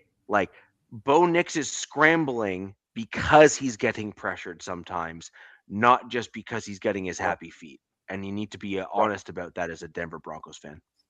Right. Well, and look, there's football is so crazy and complex, right? Like there's O-line, quarterback, weapons, scheme. There's a ton of factors that are involved. And somebody I think Taino, he brought up PFF. I have a huge gripe against PFF, especially for offensive line play. I'm the same. It's damn near impossible. Just use your effing eyes, right? Richie, you're saying you're using your eyes, and you're like, hey, I don't care what people say. It's not good enough. You know what I mean? And to me, I can agree with that. But I also say that Sean needs to throw his quarterback some bones, and maybe that has to do with a big free agent acquisition. He needs that easy out. He needs that easy thing, and that's what for my team. That's what Justin needed. He needed that easy out, and he didn't have it all season. Yeah, playing against his piss poor line. I do everything off Spotrac. I don't mess with PFF. Well, PFF is good in other aspects. Well, first because it's owned by Chris Collinsworth. Who dropped it? Chris Collinsworth is the owner of PFF. Please don't tell me that's true. That is true. Oh God, I'm gonna have to look that up a little bit. He is an owner or the owner, or at least he was when it started. And this is the dude that dropped the only chance the Bengals ever had to win a Super Bowl. He dropped a wide open pass, and this dude. And when you hear him in commentating, he's just wrong all the time. So I don't even mess with it. Well, I track all the way. I looked up. I think we talked about this like during the season. I looked up. They had like PFF how they watch each individual player at every game. I'm like, give me a break, it's all analytics, computer driven. Yeah, it's a little too much for my liking. It is. Yeah. And track is for real. Like this is what he did. This is every single play that he had. How many times an offensive lineman got beat on a pass rush? How many times a quarterback got pressured? All this stuff. And it's real. But Nav, this is where I'm getting at. Where us as fans, right, and fans in the chat, we have to just trust our eye. We watch our games, right? Yes. Unless we're completely inebriated, right? I'm watching my games. I don't know exactly what play's being called, but I'm trusting my eyes.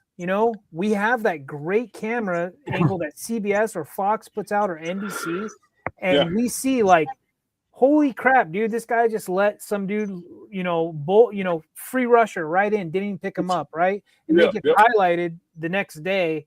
But what PFF, it's just way too analytical. They don't know what the plays, they don't know the scheme, they don't know what the defense. It's a little bit too much for that position.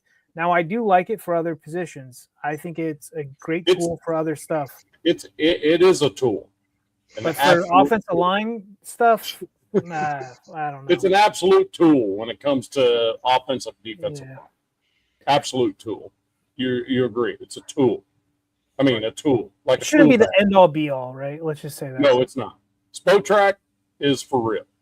Because you can take their stats from a game and go back and watch video and go, oh, yeah, Max definitely sacked him and had sacked him 3 times and had 4 tackles for loss. And Spotrac's accurate, because they actually watch the games and then report it to Spotrac. That's kind of why I was talking about that Sam Monson guy. Yeah, it's a bunch of crap. There's some guys, you just got to find them. You find them, they're out there. YouTube's a great tool. So is X. You find these guys that, who put in the time, who watch all 22, who know what they're talking about. That's fun too. Or you just trust yourself, right? Like, I can't trust myself. I don't know, every ins and outs. I don't pay for all 22. So there's some guys that I like to look after and watch. Spotrac, you can get on there free. It's easy. You can. I think I've got like 4 of their tabs up right now. So, Nav, I think you have the fewest free agents that you really want to talk about on your team. So let's just jump over to you and we'll finish out the show with DZ. You sure? Yes. First, I want to tell all the Raider Nation that's in here, one, this is a show where we don't bring people on. Okay, we talk football and we go to the chat when available. But Jack Kendall said something a minute ago that I want to address. Them are not getting Linderbaum. Chargers and Raiders are going to war for Linderbaum. Okay, and that's up 9:12 p.m. Okay, first, we had Brennan Carroll as our offensive line coach. We had Carroll brothers in the building, along with Pete. JPJ, when he was playing at center, dominated that position. We do not need him. So therefore, I'm saying, me personally, I'm saying we don't need to do it. That's what I've been saying. I mean, I'm not even a Raiders fan, but I'm like, you have JPJ. What's this whole going after Linderbaum when you could just spend that money on other places? Just get him back to his natural position. Yeah, the narrative is that he doesn't communicate well on the offense. But let's find out how Kubiak feels about that when he, you know what I mean? I'm pretty sure JPJ is going to be our center. So, hot take, JPJ is going to be the Raiders center. Just throwing it out there right now. Hot take. Okay? And this is a good center draft, too. Yeah, it absolutely is. I mean, you can draft it. But, you know, you look at Will Campbell. This dude was, wasn't he their first-round pick? Yep, yeah. And he got destroyed. And a lot of Raiders fans were like, we want this guy. No, dude. This dude has no feet. He can't move worth a crap. And I think he's a little bit bigger than a tackle needs to be, a little heavier than he needs to be. I think he needs to drop a little bit of weight. I think he's like 330. I think he could probably do better at tackle at like 315. You know? Just to get his athleticism going a little bit. But anyway, so the free agents wise. So I may freeze because I don't know what's going on with my internet connection, but I'm going to flip to a tab so I can see the free agents. I do have them pulled up. So if I do freeze, don't worry. I think you can actually still hear me. Just can't see me, which most people will say is even better. So, all right. So unrestricted UFAs, we have Malcolm Kuntz, Jamal Adams, Landon Roberts, Devin White, Eric Stokes, Darnay Holmes, and Lonnie Johnson Jr. So of those dudes, I kick it around and I go, okay, Devin White, towards the end of the season, yeah, he started to do something. You know what I mean?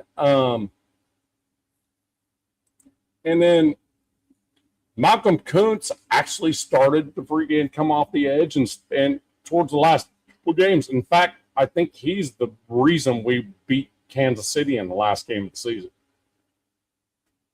So that's the unrestricted. Darnay Holmes, I don't know. I don't think so. That's a one-year guy. Eric Stokes played very well. Yes, he did.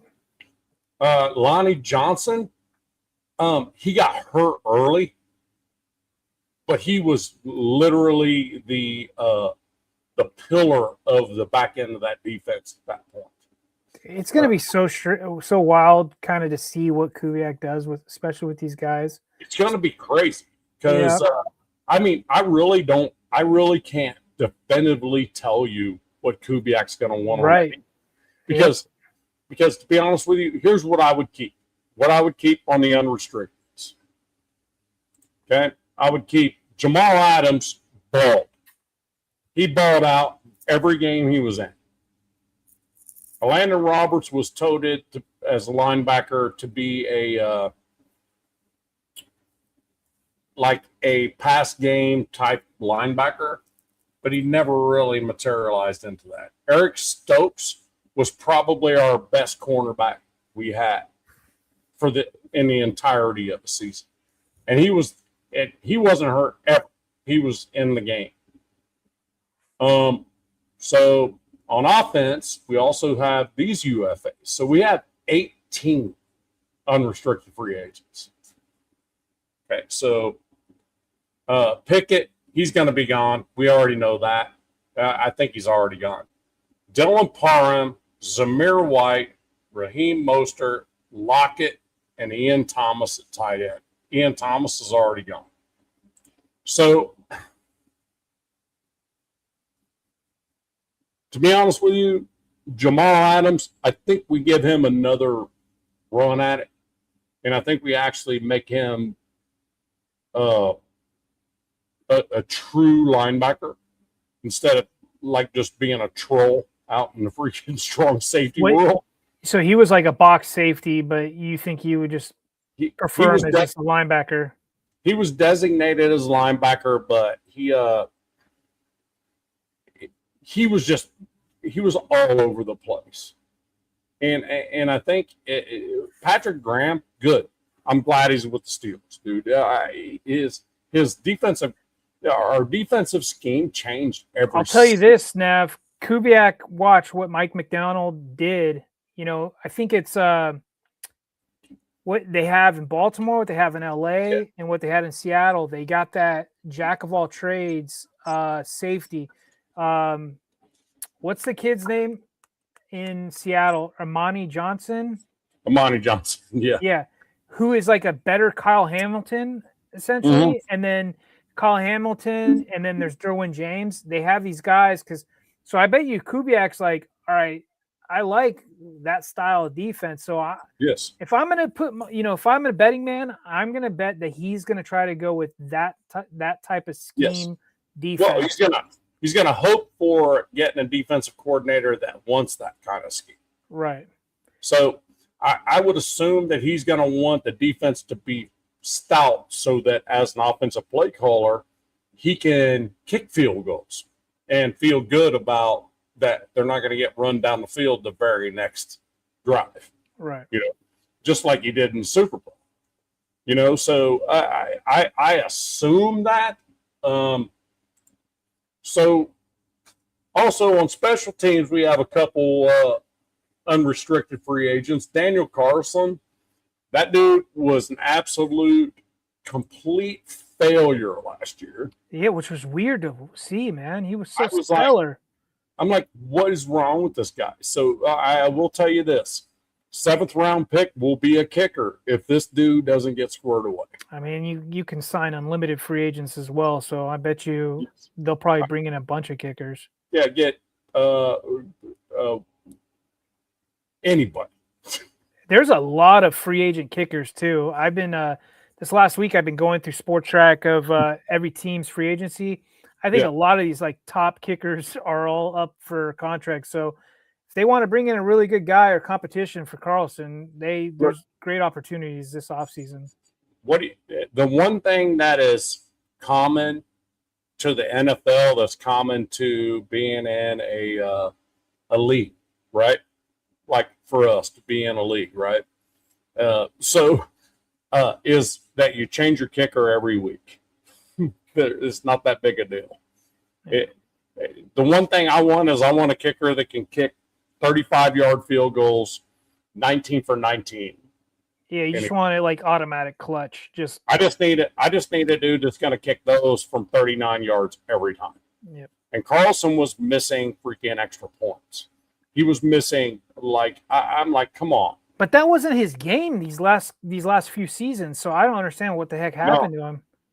I wonder if he was injured or something. I just hope that they can figure it out on that. Yeah, I agree. The thing about it is Jordan Meredith is a restricted free agent, which I think if JPJ goes to center, which I think is going to happen, Meredith at guard would not be a bad idea. I think we definitely extend him. Kai Blue Kelly's gone. Will Putnam's gone. Tristan McCollum's gone. Let's see. Spotrack's identified older veteran departures, whatever, dude. Let's see. Long snappers, Jacob Bobenware, and he's staying. There's no question. I mean, he gets like freaking $5 a game or whatever. I don't know what a long snapper is. But anyway, Ian Thomas is gone. So there, we also have a tight end on the practice squad. Don't ask me to look it up because it'll freeze my screen. But on defense, Malcolm Kuntz, he actually looked like the dude we drafted towards the end of the year. That dude was getting to the quarterback, and if he can come back, with the same way he was rolling at the end of the year, I think we keep Malcolm Kuntz.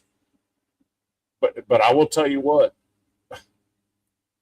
I've talked with the nation several times, just us, and it's like, look, if you're not on a rookie contract, your job's not safe. Probably not. There's pillars, right? And the funny part about it is there's only maybe two players that are not on a rookie contract that are pillars of the Raiders: Colton Miller and Max Crosby. Reality. That's reality. So what free agents do we keep? I don't know. Jamal Adams, I would keep him around because he flew around all over everywhere. He's making plays everywhere. Pretty much every game. His first couple games, he was trying to get used to what he was getting told to do. He was just flying around, just being a tackler. That's all they were asking him to do. Just go tackle, because we couldn't tackle.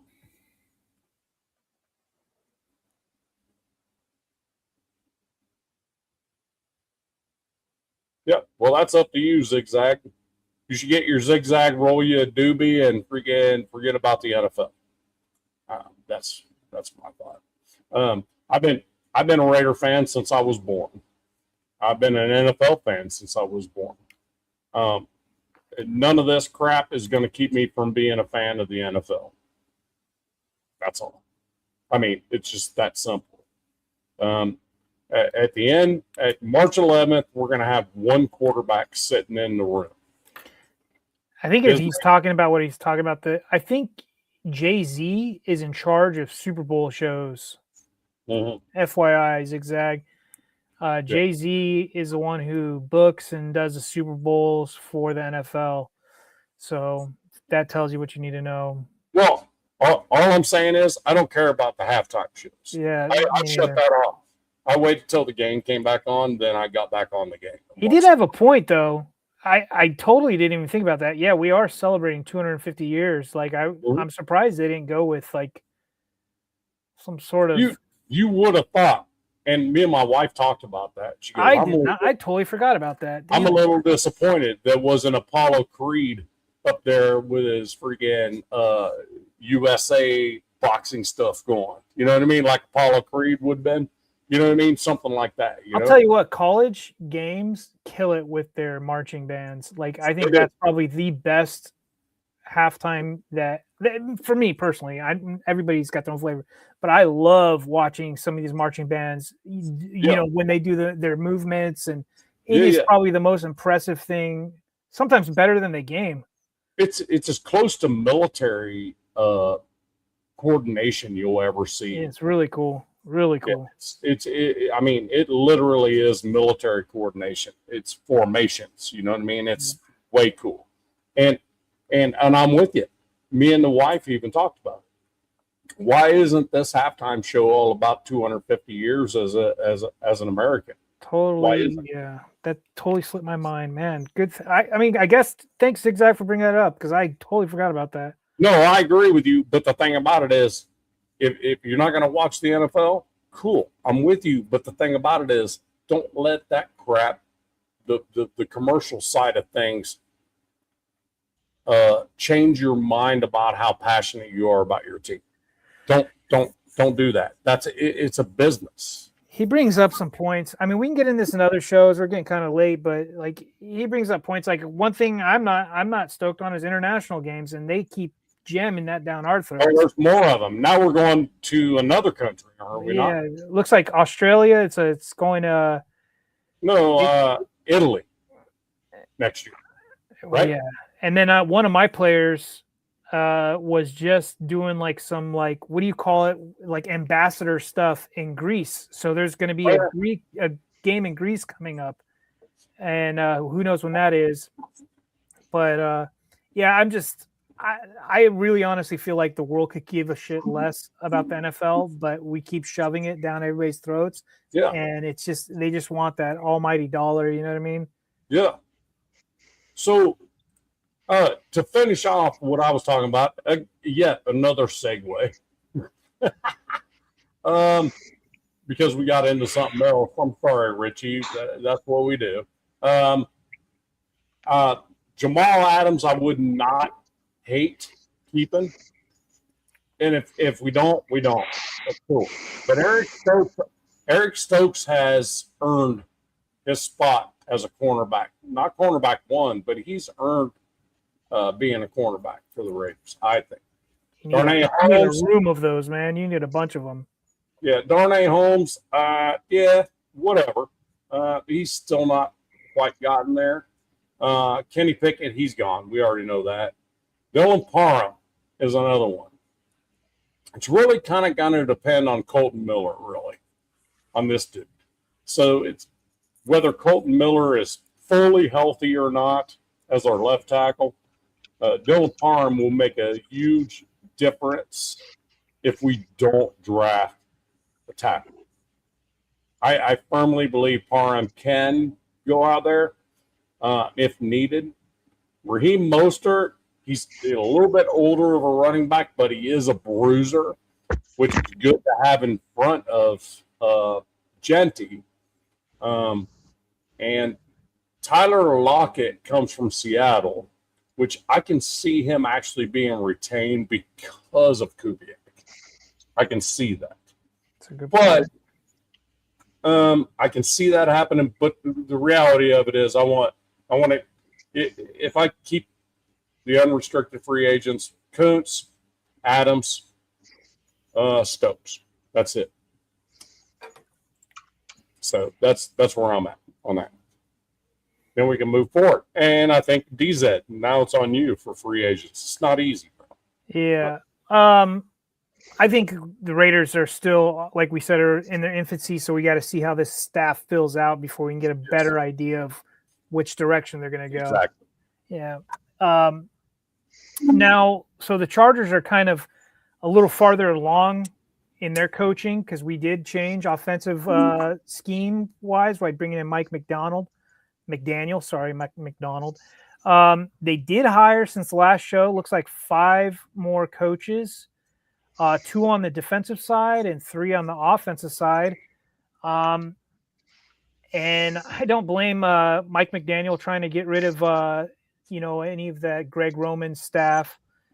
Looks like Max. So none of these are like confirmed by the team, but they're confirmed by a guy named Matt Zenitz, who is a reporter for CBS. He's the one that's been breaking all these, which is really cool. But on the defensive side, it looks like they're getting this guy named Jimmy Thompson. He was the Vanderbilt Nichols coach. Looks like he's going to be a defensive back coach with us. He's been getting a lot of DC college interest lately, so it looks like he wants to jump into the NFL. So it'll be kind of neat to see what he does. And then Julian, I don't know how to say his last name, Campini. He is going to be one of our assistant defensive line coaches. He was Rutgers outside linebacker coach. So, and I like this because this helps the staff kind of get a better look at some of these players that are upcoming in the draft. So when they're going with these young guys, they've kind of got like, okay, who do you got? Because for other fans outside Chargers, we only have 5 picks. So they're really going to have to find some gems in UDFA and free agency this year. And then on the offensive side, Max McCaffrey, Christian McCaffrey's brother, who was a wide receiver believe it or not, but he looks like he's going to come over here and become a running backs coach for the Chargers. He worked in Miami for the last 3 seasons. He's a young up-and-comer. Obviously, Bill McCaffrey? No, his son, Max. Oh, Max. Yeah, the least talented probably of the bunch, but so no, Ed McCaffrey's son. Ed McCaffrey's yes, son. sorry, Ed McCaffrey's son. Yes. Yeah, Ed. Okay. And then this one that came out of left field that had the fan base kind of going like, "What the WTF?" Adam Gase. No shit. That Adam Gase, the guy who rode off the coattails of Peyton Manning in Denver, and then just completely crapped the bed in New York. He is after go ahead, Rich. Don't knock that coaching hire. Well, I'm going to get into it, but go ahead. Don't knock that coaching hire because I agree. He is not well suited to be a head coach. He is not well suited to kind of be in a system that he isn't like in a specific role. But I mean, I'll let you finish and then come back to me on that because I have some comments. Let's see where you're at. I mean, it makes sense. Head coaches are meant to be head coaches. Coordinators are meant to be coordinators. They try it, they fail. So there's different reporting on him. He had a 5-year absence, literally did nothing in these 5 years. Been gone. He did not. There's no college, no high school, no NFL work. This guy was at home doing nothing, and he doesn't have connections to Harbaugh that anybody's found or Mike McDaniel. People are like, okay, so who connected who and how did this happen? Mm-hmm. Anyways, now I'm either seeing he's going to be an assistant in the passing game or he's going to be the passing game coordinator. There's 2 different reportings. We don't know yet. And then one more coach. This one I'm kind of the most excited about is this guy that I didn't know anything about him until I found him, is Chandler Henley. He's been with the McDaniel for 4 seasons. He was their run game specialist, and he is all about the wide zone style and scheme. He was an assistant quarterback coach, so it looks like he's going to be the run game dude. And I've seen some clips of his and how he wants to do some stuff, and I'm actually pretty excited about him because I guess he's been in the coaching world, which I am not. He's been kind of like a hot name. And then, so that's, 5 coaches. They're still rounding out the staff. I don't know if that fills it, but we'll see. It's always neat to get some new ideas and some new faces into the organization. Free agents you want to keep or get rid of? Okay, so number one, they did it. They did the fan base a favor. Was Tear Tart. They made a mistake a couple seasons ago by letting Puna, letting him slip out and go to the Rams. Tear Tart has played exceptionally well. They re-signed him, as soon as the season ended. And, he's a 6'2", 315, dirty work kind of guy, not a pass rushing specialist, but just a dude that clogs up, make sure you're not running by him. And he's 28, and they signed him to a 3-year, $37.5 million deal. Everything I've looked up, people say they like that. So he was one of my top 3. And then I'm going to go for my number 1 is Odafe Oweh. They've got to figure out a way to keep him in LA. And there's a lot of rumors with him that he could go back to Baltimore and chase Minter, because Minter is who unlocked him. Now, he was a first-round pick in 2021 for the Ravens. And this season, he, I think it was through 5 games or whatever, had 0 sacks. The Chargers traded a 5th-round pick for him, so pretty high capital. And he came over and had 7.5 sacks and then 3 sacks in the playoffs. So this guy, just turned it up. He flipped his script when he came to LA under Minter. 6'5". He floats between 250, 265. He's 27, so he's right at the, the height of his career. He played every game, but he's going to cost some money. I think they're saying like anywhere from 18 to 20 mil a season, but that's a guy I'd like to stick around and pair. Now, this style of defense that Minter brought over that they are going to still run with O'Leary, you need 3 edge rushers. And so to get another young guy with Tuli, Odafe would be that guy. And now if you go with the third guy, it's Khalil Mack, and it's tied with a bunch of other guys. So Khalil spent 4 years with the Raiders, 4 years with Chicago, 4 years with the Chargers. Nobody knows if he's retiring next season or is he going to play another year? Are they going to convince him to come back? Because they've been bringing him back on these like 1 year, $18 million deals. I'd love him to come back. And if he doesn't, it's not the end all be all. There's the draft. And then you've got, not in any particular order, Zion Johnson, our left guard. Played really well this season, believe it or not. He's a free agent. He's a first-round guard.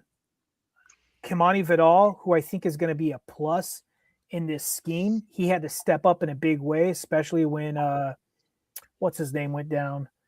Najee Harris. Najee Harris, you guys all remember, blew one of his eyes out and then blew his Achilles out. I feel terrible for the guy because he was hitting his stride this season, and then just someone pulled the rug out from underneath him.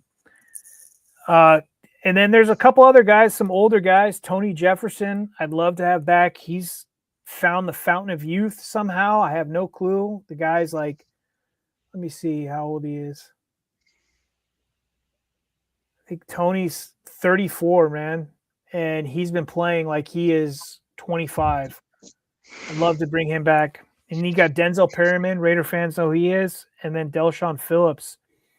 The Chargers have 25 free agents, and 20 of those are unrestricted free agents. And a lot of those guys on the offensive side, I could see gone. I don't think they're bringing back, a lot of these guys because McDaniels is going to want to switch it up. They're going to be running different types of schemes. There's guys who really weren't that good this year at all, especially on the offensive side. But, we've got our long snapper who's going to be 37 years old. And then I looked up spring earlier, chicken. Yeah, right. He's really good, but he got hurt this season. He got hurt this season. To me, he's a youngster. Something weird happened to him this season, and he was missing for a large portion. So he might be gone. They might be like, yeah, man, we can't have you pulling some sort of. I think he had like an abductor surgery. I have no clue. Oh, abductor's bad. Yeah, but sucks. I mean, as a long snapper, like you really don't have many excuses, right? Yeah, but damn, an abductor, it's like from like hiking to standing up has got to be bad. Yeah, I think he made like a bad tackle or something in the beginning of the season, and then he was just gone. That's good. Gotta love your long snapper making good tackles. That's yeah, but it's going to be interesting to see. Just like with everybody else's teams, it's going to be interesting to see which direction they go, and try to bring back. They did say they talked about like, hey, we want to bring back our guys, especially on the defensive side of the ball, and they want to keep that Minter style of defense with Chris O'Leary. He's going to put his little flavor on it. They want to put that on there.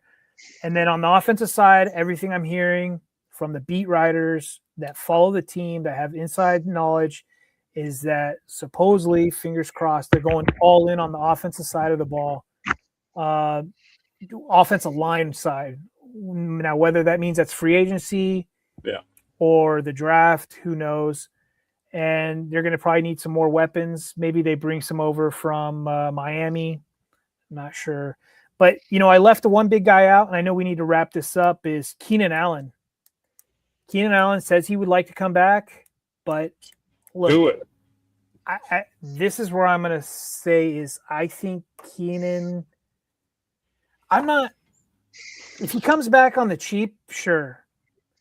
But I'm at the point where I think Keenan is taking away some development from some other guys that we need to step up. Ladd had a really bad year, and that just so happened to be that Keenan was there kind of taking his role away. We have Trey Harris, who's an up-and-comer in the wide receiver role.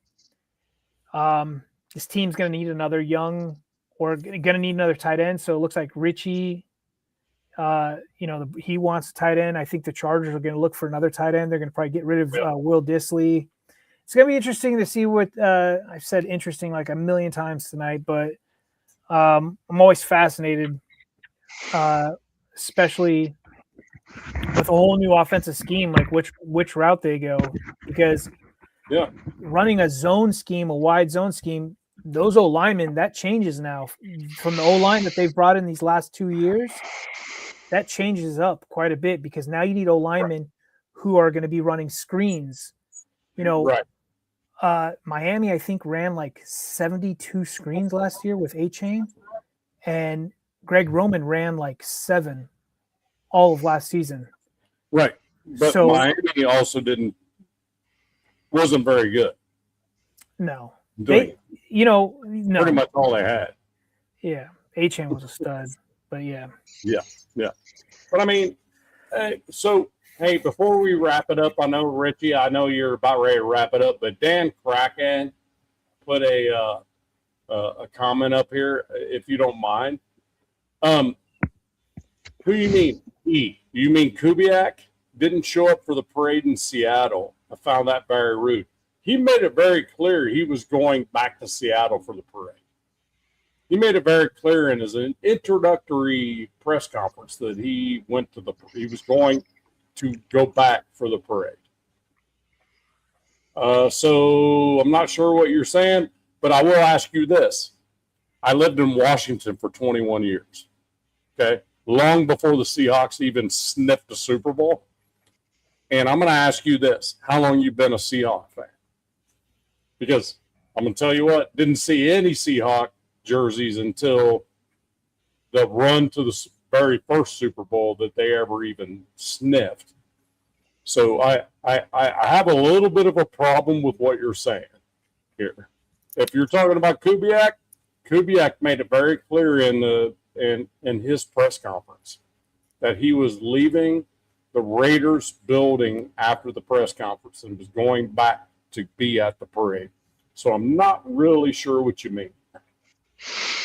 It's possible. Well, it's possible that there may have been some pre-photo op stuff that is a natural, unfortunately, conflict when someone is named a head coach. And by the way, this happens all the time.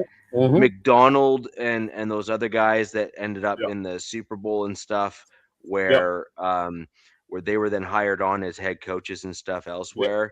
A lot of their schedules conflicted, like with the parades that happened, and then their pressers as being head coaches and stuff, because the teams were waiting. There's just a lot of natural conflicts that take place as a result of just the straight timing of it, where they miss some of the initial photo ops because they can't make it back in time after their initial presser. But it is actually detrimental to them and their legacy if they don't go back for those parades, because it just reflects poorly on them. I know 100% he can't be talking about Kubiak, because I have video that the dude was there in the parade, pictures with the entire coaching staff and the whole 9 yards. Must be talking about somebody else. What I'm referring to is sometimes there's some preemptive photo ops. And sometimes the guys can't make it back for those just due to the pressers and stuff for the head coaching gig. But anyways, we're going to get into on more positional breakdowns of each of our teams as we get more into. I agree. Who's your staff going to be? What's this going to look like? What do you think the schemes are going to be? And for Nav, it's I don't know. And then and if I'm going to be honest, even for my Broncos, there's a certain amount of uncertainty because we don't know what the true carryover is going to be between the Sean Payton offense and what Davis Webb's going to bring to the table. And DZ, you have a defensive coordinator change there in Minter, who's got his head coaching opportunity. That hurt. That hurt. Like that is a legitimate loss, and you have no idea what the next DC is going to require or need, or any of that kind of stuff. The fact that they're probably going to have the youngest DC in the league next year, like that they have that much faith in. But then I'm hearing that this is something that the Harbaughs have done is they see a guy, a rising star, they send him to college to get experience, and then they bring him back. Yeah. Supposedly, I guess this isn't the first, but this is the earliest this has happened. John's done it twice. John's done it twice with the Ravens.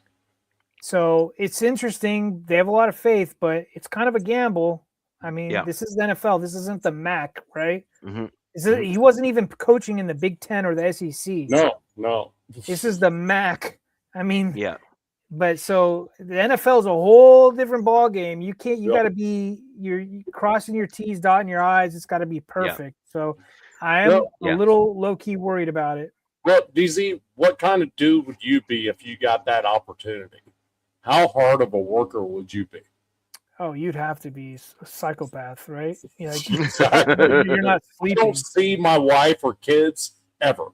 Yeah.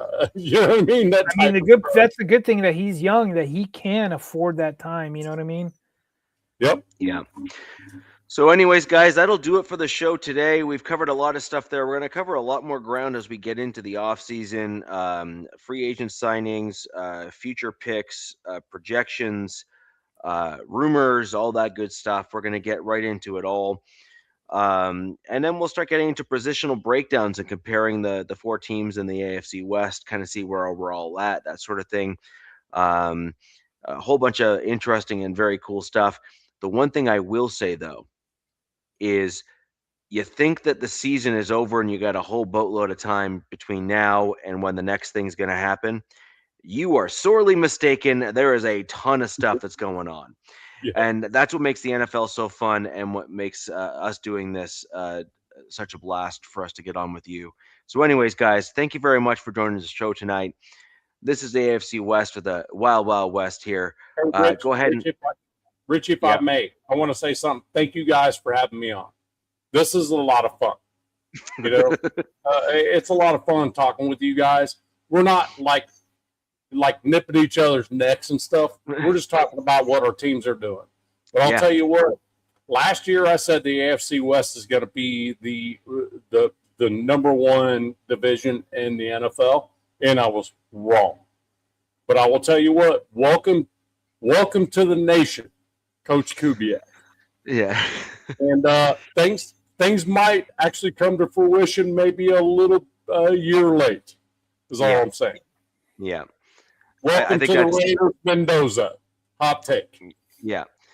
So I just think that we're going to be in for some interesting news as the time goes on, all that good stuff. So anywho, guys, we will move on and we will see you next week. We're going to have a whole host of new topics. We'll get those posted in advance of the show so you kind of know what we're going to be talking about.